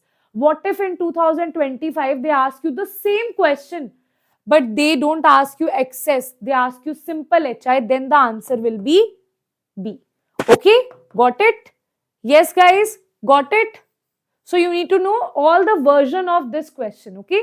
So that is the importance of doing the previous year questions here. Now, this is a consider the following reaction, identify the product. You have this one in presence of HBr, right? You need to tell us the product P, product that is formed. Okay, so you have alcohol, you have HBr. Simply what will happen? This Br is going to replace this, and here, firstly, so what will happen? When this will be eliminated, you will have the formation of the carbocation, right? This carbocation will be rearranged, right? Then you will have the addition of this Br. Wait a minute. If this is substituted, then this is positive. Then you have a positive here.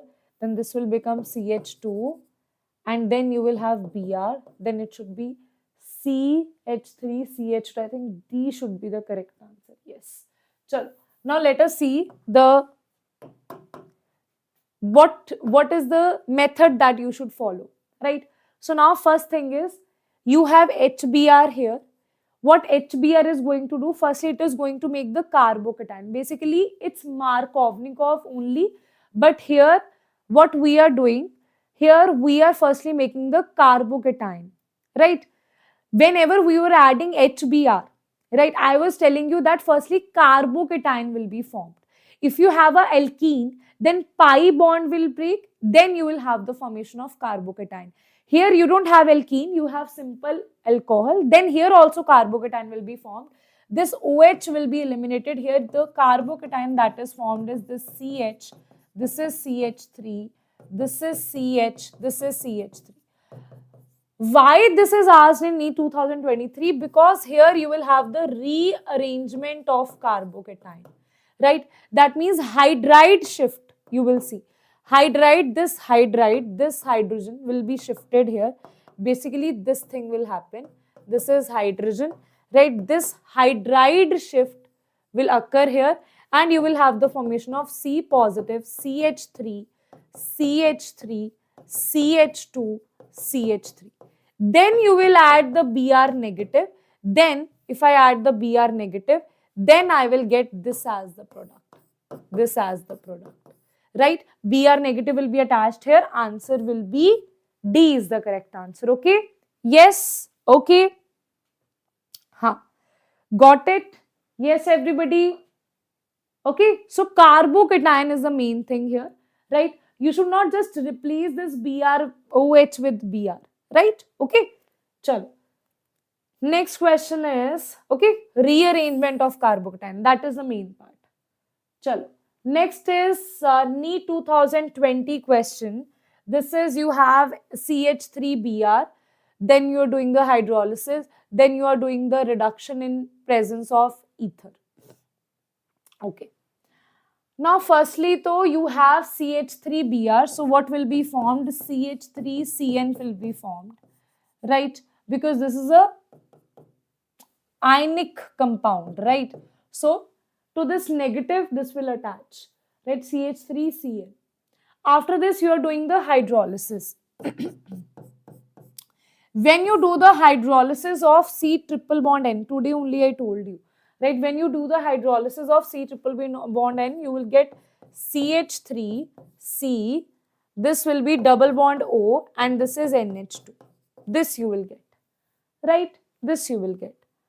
After this, when you are further doing the LiAlH4 reduction, what you did in LiAlH4, right? What you did in LiAlH4, everybody. Wait a minute.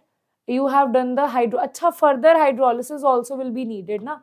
Once you have done the hydrolysis, proper hydrolysis you have to do. Further, after hydrolysis, what will happen? Further hydrolysis is going to give you, is going to replace this NH2 with OH.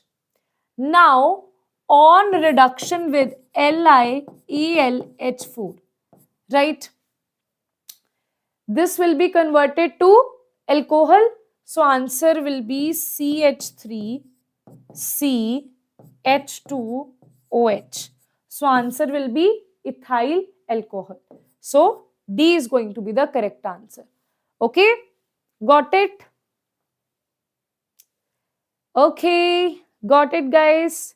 So, next is, this is a very, very important question, okay? Because they have asked you so many things. This is what I was telling you in today's class, that how to solve these reagent. If you have, like, know those reagent, what is the work of those reagent, then these questions will be very easy for you. Because they don't have a specific, this is not any naming reaction. Either so they will ask you question from naming reaction or simply from reagents. There is no other question that they can ask you from organic chemistry, right? That's why I'm telling you that go through these two lectures in detail, and also GOC. Then you have, when glycerol is treated with excess of HI, right? When glycerol is treated with excess of HI, glycerol means you have this is CH2OH. This is a very, very important question, okay? Very, very important question. This is glycerol. This is treated with excess of HI, and a very amazing product you will see here.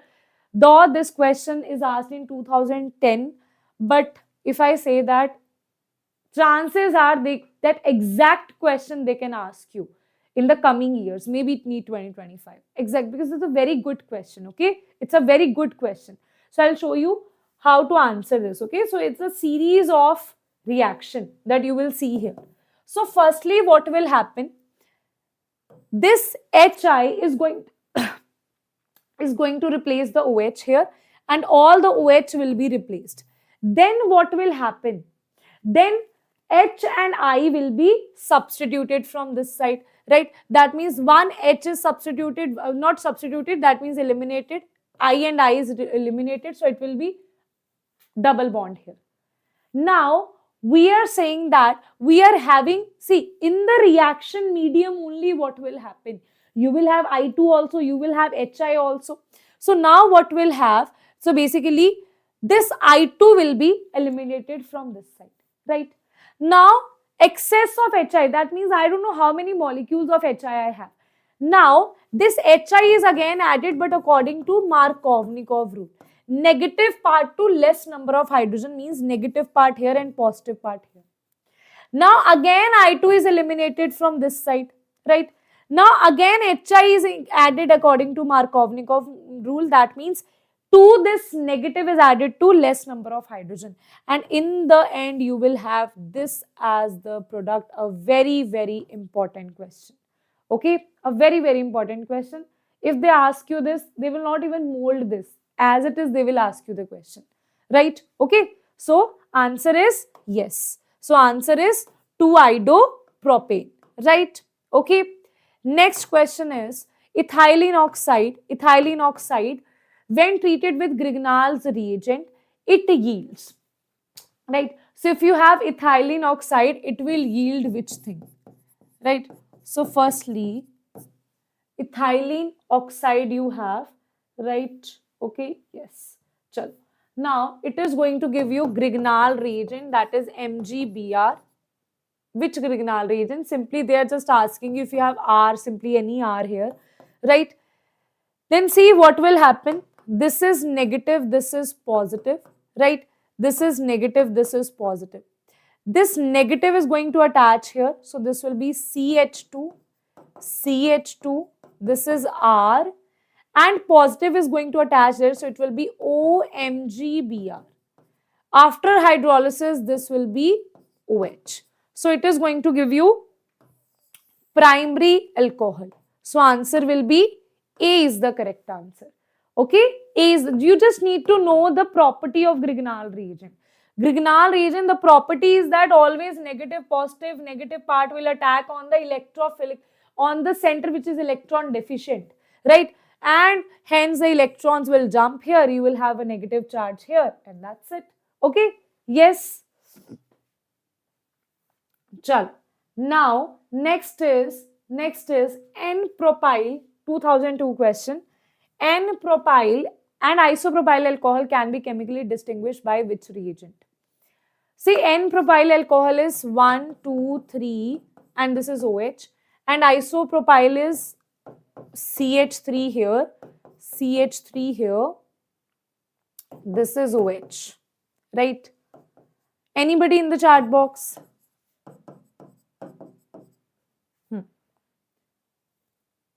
Lucas reagent, so they have not given us.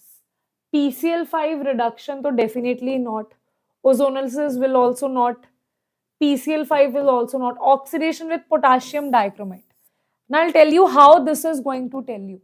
See, if you talk about this 1 degree alcohol, with 1 degree alcohol, potassium dichromate will give us 1 degree alcohol. Potassium dichromate is a very strong oxidizing agent. It will give you carboxylic acid, right? This is, OH is attached to that carbon which is further attached to 2 carbon. This is 1 degree, this is 2 degree. 2 degree alcohol is going to give you ketone with strong oxidizing agent. So answer is C is the correct answer, okay? C is the correct answer, right? Okay. Yes, yes. For your revision, definitely that will help you. For your revision, definitely that will help you. Now, next is 2014 question. Identify Z in the sequence of reactions. See, this is your peroxide. That means anti-Markovnikov rule is applied here. Anti-Markovnikov rule, guys. Everybody in the comment section. Anti-Markovnikov rule. That means -2 less number of more number of hydrogen. That means Br is attached here, H is attached here. After that, you have C2H5ONa. So once you have CH3, CH2, CH, CH, Br, CH2Br, and this is CH2. That means you have Rx. This is Wilkinson ether synthesis, right? Okay. Williamson, why I am saying Wilkinson? Williamson synthesis, okay? So this is Rx plus RONA. It will give you the ether. So ether will be this one. CH3, CH2, CH2, CH2. That means CH3, CH2, 3 times OC2H5. I think this we have done in yesterday's lecture as well. So CH3, CH, no. CH3, no.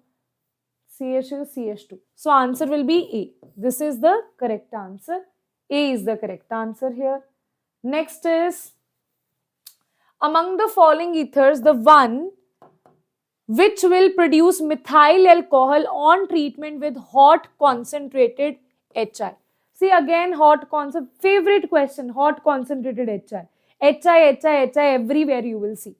Right, among the following ethers, which one will produce methyl alcohol on, methyl alcohol means CH3OH, that it will produce. Okay, I to can see, right? So guys, what I told you, if you have any one of it, which is your tertiary. Now this is the tertiary alkyl group.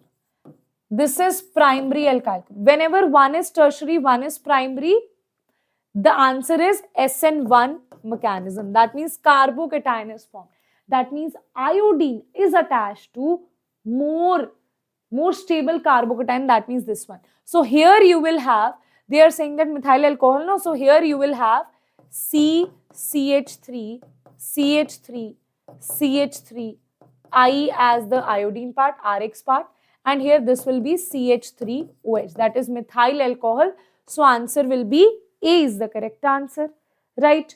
Okay, next is, let us do questions from aldehyde ketone. What kind of questions they ask you from aldehyde ketones? Here we are left with only 2 chapters, aldehyde ketones, and after that we will do amines. Amine will also 1 to 2 questions from amine, because in amines the questions are usually asked from, basicity, either naming reaction or distinguished test, right?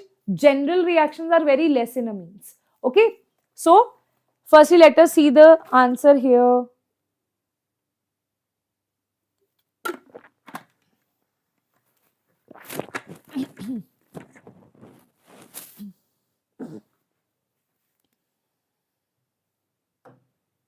Acha. Yogesh, don't spam, okay? I don't want to answer that thing. How long the session is going to be. I don't want to answer that thing. You know what is the reason I don't want to answer that? I am not someone who is predicting the time or anything. I told you when the session will end, when the questions will end, and I don't have that many questions. Okay, maybe 10 more questions I have. So maybe next 20 minutes. Okay, so don't spam it. I have seen your question. Okay, yes. Now firstly focus on this thing. Okay, don't focus on the hours. Don't worry, you will sleep on time, because I also want to sleep. Yeah, I have my yoga class tomorrow morning. How will I go like this? So identify compound X in the following sequence of the reactions. Now you have, this is your, sorry, right? I'm just telling you that don't focus on the hours. We will have rest also, right? Firstly, we will sleep with a very relaxed mind, that yes, today I have done reagent. I have also gone through the previous year question. Now I am very happy. With that mindset, we will sleep. Peaceful sleep we will have, right? Identify compound X in the following sequence of reactions. So now guys, they are saying that you have Cl2H mu, right? What is going to be the answer here? Right? So here, basically you will have benzyl chloride will be formed. So basically this thing will be formed. 2Cl will be replaced. So answer will be C. Okay, this is in your NCERT. You will ask me, ma'am, why this happened? This is the exact thing mentioned in your NCERT. Exact sequence of reaction mentioned in your NCERT. Right? Okay. Next is, which one of the following on oxidation gives ketone? Which on oxidation? Secondary alcohol, primary alcohol, tertiary alcohol? Ketone. Secondary alcohol will give you, I told you, always secondary alcohol on oxidation will give you ketone. Right? So answer is A, secondary alcohol. Primary and secondary. See in this, so they ask you primary, they are just confusing primary, secondary. They will ask you this. So you will see in all the chapters, you will see a pattern that this is from where they are asking the question repeatedly. Right? So that's why I have made that video of previous year questions for you. Right? Those who have not watched that video, go, that is in the video section, where I have taught you that how to actually see that we are solving the previous year question, how to see the pattern. Primary and secondary alcohols on action of reduced copper. That means with copper at 573 Kelvin. Primary will give you ketone, primary will give you aldehyde, secondary will give you ketone, right? So answer is A is the correct answer. Tertiary will give you alkene. Tertiary will give you alkene, right? Okay, chal. Which is a product of the reaction? What is the product of the reaction? So firstly, what will happen? Firstly, reduction will happen here. So here it will be CH2 NH2, right? Okay, so answer will be amine, right? Okay, acha. Wait, okay. Okay, after this they have also done hydrolysis here. Oh, so sorry, this is the Stephen's reduction, na? This is the naming reaction, है ना? So this will give us aldehyde firstly, right? Okay, directly it will give us aldehyde, है ना? So it will directly give us the aldehyde, benzaldehyde. So answer will be benzaldehyde will be formed here, right? Okay, so directly basically what will happen if simple reduction, like if they have given you LiAlH4 here, I told you the answer for LiAlH4. Then the answer will be this. Then the answer will be CH2NH2. Right? But what if they have given SnCl to HCl or maybe FeCl and HCl? They can also write here or FeCl2 plus HCl. Then the answer will be benzaldehyde will be formed. Now, next is the conversion of PHCN to PHCOCH3 can be achieved by which thing? PHCN and ketonic. You just need to convert it into ketonic. That means you need to add one more carbon here. That is done usually with the help of Grignard reagent. So definitely not this. Followed by reaction with this, no. LS followed by CH3, no. So answer will be Grignard reagent followed by hydrolysis. Right? Even if you want to see this, what will happen here? What will happen here? This is C triple bond N. This is, just suppose this is CH3 MgBr. So what will happen? This is negative, this is positive. So what will happen? It will attack here, electrons will jump here, and hence you will have, here you will have the attachment of CH3. Here it will be NMgBr because it had 3 bonds. So two bonds will remain intact. After the hydrolysis, this will be converted to this thing, and hence you will have the formation of PHCOCH3. So answer is A is the correct answer, right? Okay, yes. Now, next is ketone upon treatment with Grignard reagent. That ketone, when it is giving the treatment with Grignard reagent, it will give. Told you that you have ketone. If you have ketone, same thing. See, Grignard reagent is their favorite, right? So on treatment with Grignard reagent, ketone on treatment with Grignard reagent, what will happen? RMgX, R will attack here. You will have the attack of R here, right? Electrons will jump here, and hence you will have MgBr here. After hydrolysis, it will have OH. So it is tertiary alcohol will be formed. That is, C is going to be the correct answer, right? C. Tertiary alcohol will be formed because it's not, they are not saying on treatment with oxidation. With oxidation, ketone is formed by 2 degree only, right? Ketone on oxidation, ketone is formed by 2 degree. But here we are going to talk about, here we are talking about Grignard reagent. So basically I'll just again write it here. See, you have this, you have R-MgX. This will attack here.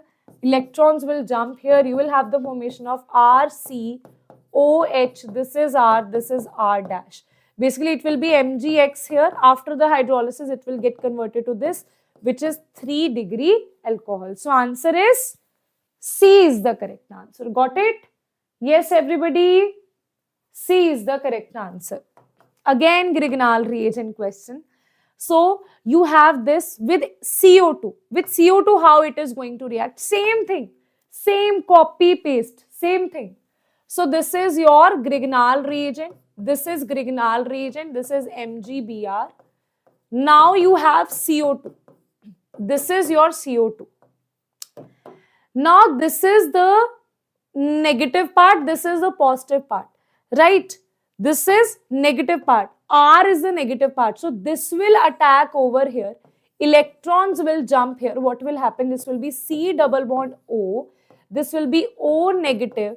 And this positive will attach here. This will be MgBr. This will be benzene here. So, I'll just write it as C6H5.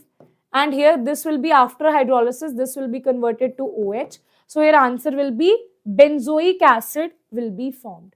So it will be this. B is the correct answer. B is the correct answer.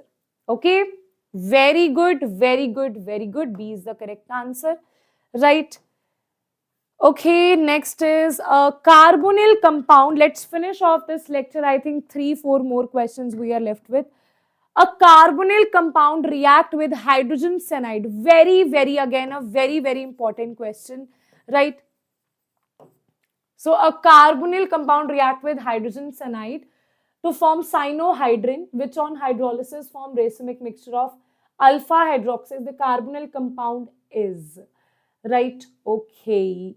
So now they are saying that there is a carbonyl compound. I don't know about that carbonyl compound, but that carbonyl compound is going to give me a wait a minute. Cyanohydrin. Cyanohydrin means something like this. Okay. Cyanohydrin means when you have, wait a minute, you have carbonyl compound. When you have HCN here, CN is placed here. If you have R here, this is R dash. So this will be CN and this will be OH. So this is your cyanohydrin. Okay, this is the cyanohydrin that is formed. So they are asking me that on hydrolysis, cyanohydrin is formed, which on hydrolysis form a racemic mixture of alpha hydroxy acid. Right? On further hydrolysis, it is going to give you racemic mixture. That means inversion and retention, both it is going to give you. That means either they are saying that whether it should be formaldehyde or it should be ketone. See, acetone will have both as same. This R and R will be same. Right? So if they are saying that forms a racemic mixture, racemic mixture means inversion and configuration, both we need to have. If you have diethyl ether, diethyl ketone, that means here also you have ethyl and ethyl. Acetaldehyde, you will have CH3 here and H on this side. Formaldehyde means both side you will have hydrogen and hydrogen. Right? Okay. So here though you will not have the racemic mixture. For racemic mixture, you need to have the chiral carbon also. Right? So formaldehyde will not be the answer. This is also not going to give you. So I think answer should be acetaldehyde. Haan. So basically racemic mixture means you need to have chiral center here. Chiral carbon you need to have.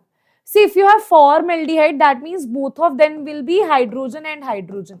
So that is not a chiral carbon.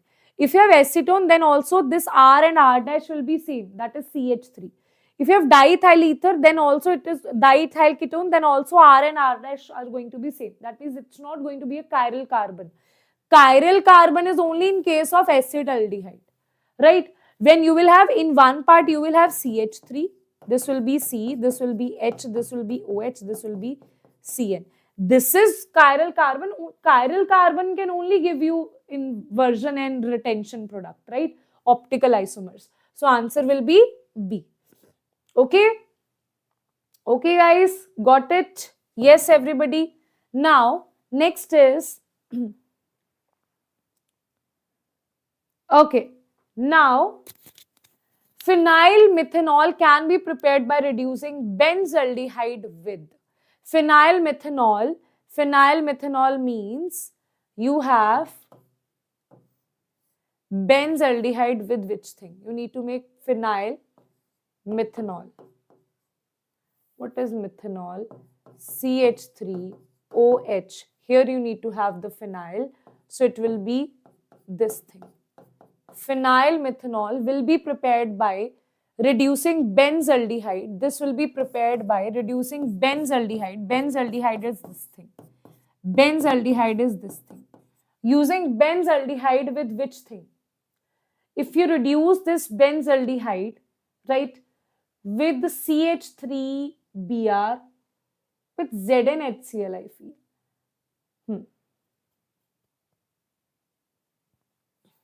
Wait a minute. CH3Br and Na, you have CH3IMG. This is going to give you Wood's reaction. This is going to give you alkane, right? This is basically Wood's reaction only. right? Okay. So here this will form CH3MgI. That means here what will happen? One more carbon will be attached. That also we don't want. If you have CH3Br simply, that also will not happen. So I think reduction will be done by ZnHCl, right? Because we want simple reduction of aldehyde to alcohol. So ZnHCl will be used here. Simple reduction we want to have, right? Okay. Now, so sorry, accidentally. The reaction does not give benzoic acid. Now, so we have seen the answer also. Which reaction does not give benzoic acid? See, this K2Cr2O7 is a very strong oxidizing agent. So, it is going to oxidize this to COOH only directly. This NaOCl, this is basically your idoform test only. NaOI, NaOCl, it is haloform test. It is haloform. So, it is not going to does not give benzoic acid as a main product, right? Okay. So, it is a haloform reaction. What it is going to do? You will have CHCl3 and you will have this COONA, right? That will be further with hydrolysis. It will be converted to H here, right? This PCC is a mild oxidizing agent. It is going to give you benzaldehyde here, right? KMnO4, again, it's a very strong oxidizing agent. Again, it is going to give you benzoic acid, right? So, answer is C is the correct answer, okay? C is the correct answer. Okay, I think the last question of today, right? Last question of today, that is NEET 2018 question. From amines, I told you that from amines we have very rare reagents, right? Okay, I won't say rare reagents, the questions are less asked from the reagents, right? Okay, but you still have to do that because you will see amines in somewhat in the chain, they will ask you about the amines, right? So those reagents that I have written in the first part of this lecture that are important for you. Nitration of aniline is strong. Acidic medium also gives meta-nitroaniline. They are saying that. This I told you, na? This is the question that I told you that from amines. So I told you this is the reagent from where the questions are asked. Nitration of aniline, we know that 47% of the product is meta also, right? Though aniline is ortho-para-directing. Why? Because of anilinium ion. In spite of substituent, nitro group always goes to only meta. No. Electrophilic substitution reactions, amino group is meta derivative. Not at all. It is ortho-para, right? No. It is not meta. It is because of anilinium ion. In the absence of intro group always goes to this. In acidic medium, aniline is present. This is also not true. This is the right answer. Anilinium ion. Other things are not even making any sense. Because what is happening here? NH2 you have. This is aniline. It's a good base. Nitrating mixture is concentrated H2SO4, concentrated HNO3, which is a very good acid. It is going to donate the proton here, right? So it will donate the proton and here you will have one H and this will become positive. Now, as you can see, this nitrogen, it does not have any, now it's not having any lone pair. So it will not show plus M effect. Rather, it is having positive. So it will take out the electrons and it will show minus M effect. That's why it is meta-directing. So some amount of aniline is converted to aniline and hence that aniline is making meta products, right? Okay. So answer is D is the correct answer. Okay guys, everybody. So we have completed the lecture, right? Okay. So we have seen all the things. We have done a very, very good revision here, right? So if you want more such, it should be nitro, not intro, right? Okay. Yes. So Now, guys, if you want more such amazing videos, then do write it down in the comment section what you want me to do. Do you want me to do physical chemistry formulas? Do you want me to bring some question practice for you, whether it's physical chemistry, inorganic chemistry, or organic chemistry? What is the pain point for you? I want to see that in the comment section. What is the pain point? And according to that, I will make one lecture for you just like this. The lecture, every single point is going to be very beneficial for you. And for those students who are looking for regular classes, ma'am, we want a proper batch for the revision, right, with full commitment, then, and also the online tests, the reports, everything, right, then we have this batch for you. That is NEET Express batch. So it's basically a fast track revision where we are doing the revision, right? Now, it's not like for one chapter we will take around 2-3 weeks, not like that. It's not also that for one lecture, for one chapter, we will complete this within 1 hour. No, right? It will be a very detailed yet very crisp, whatever you need, right? For your NEET preparation, for your exam, what are the things that you require, right? That will be taught to you in the fast track batch for physics, chemistry, and as well as bio. So from 5 p.m. to 10 p.m. we have the classes in NEET Express. The station 1 is already there, right? So now we have station 2 because you have missed the train for station 1. That's why you are here, right? So now you will, it's just 1 week, the station 1 has started. Now you can still manage with that fast speed. You can get the track with the station 1, right? But if you ask me, after 2 weeks, after 2 months, guys, after 2 months, though, it's not possible to do in detail. Then to we will teach you in just 2 hours that this is the chapter, that's it. And from that, we can't guarantee you 700 marks, right? We can guarantee you good marks, but we can't guarantee you 720 marks, 700 marks, your aims college, your dream college. That's not possible in just 2 months, right? We at least need, वैसे तो we need 1 proper year, but still we have this batch for you where we are going to conclude everything. Focus on your weaknesses, focus on your points.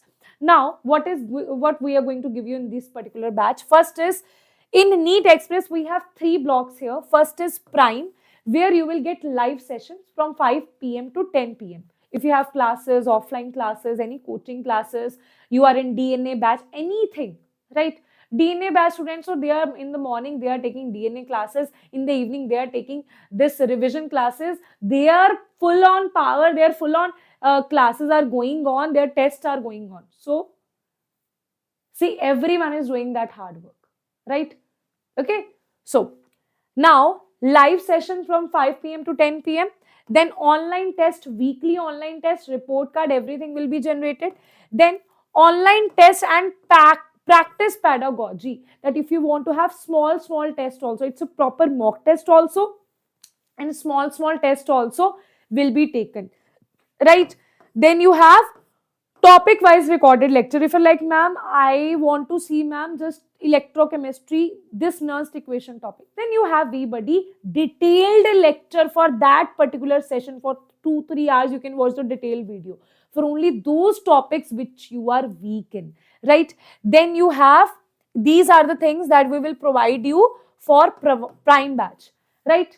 Now, if you're looking for All India Test Series as well, then you have combo batch for you, where you will have all the things. One more addition is test series, like offline test series will be sent to your home. Now you have to solve those test series and the video solutions will be provided to you, right? Next is pro batch. If you're like, ma'am, okay, I'll have test series also, live sessions also, but ma'am, if I have doubt, then what to do, right? Then if you have doubt, then we are also providing you doubt app, and we are also providing you crash books, hard copy of the crash books, right? But that batch is your pro batch. Okay, so now it totally depends upon you what you want to purchase, right? What is your need? If you don't have any test series, then go for combo batch. And if you don't have any Didi Bhaiya who is going to solve your doubts, then go for this particular unlimited access to Doubt app, that is your pro, where you're also getting crash books. Okay, so that is my advice to you. Rest is totally your choice. But if you feel like, ma'am, I don't have that much budget or whatever be the reason, then at least go for this prime batch, which is just for 2999. Okay, then at least go for that thing. Okay, yes. Okay then guys, bye bye, take care, see you all in the next class, and that is going to be, I'm going to reveal that soon, but I want to see that in the comment section what you want me to what topic you want me to pick in the YouTube classes, right? Okay, okay then, bye bye.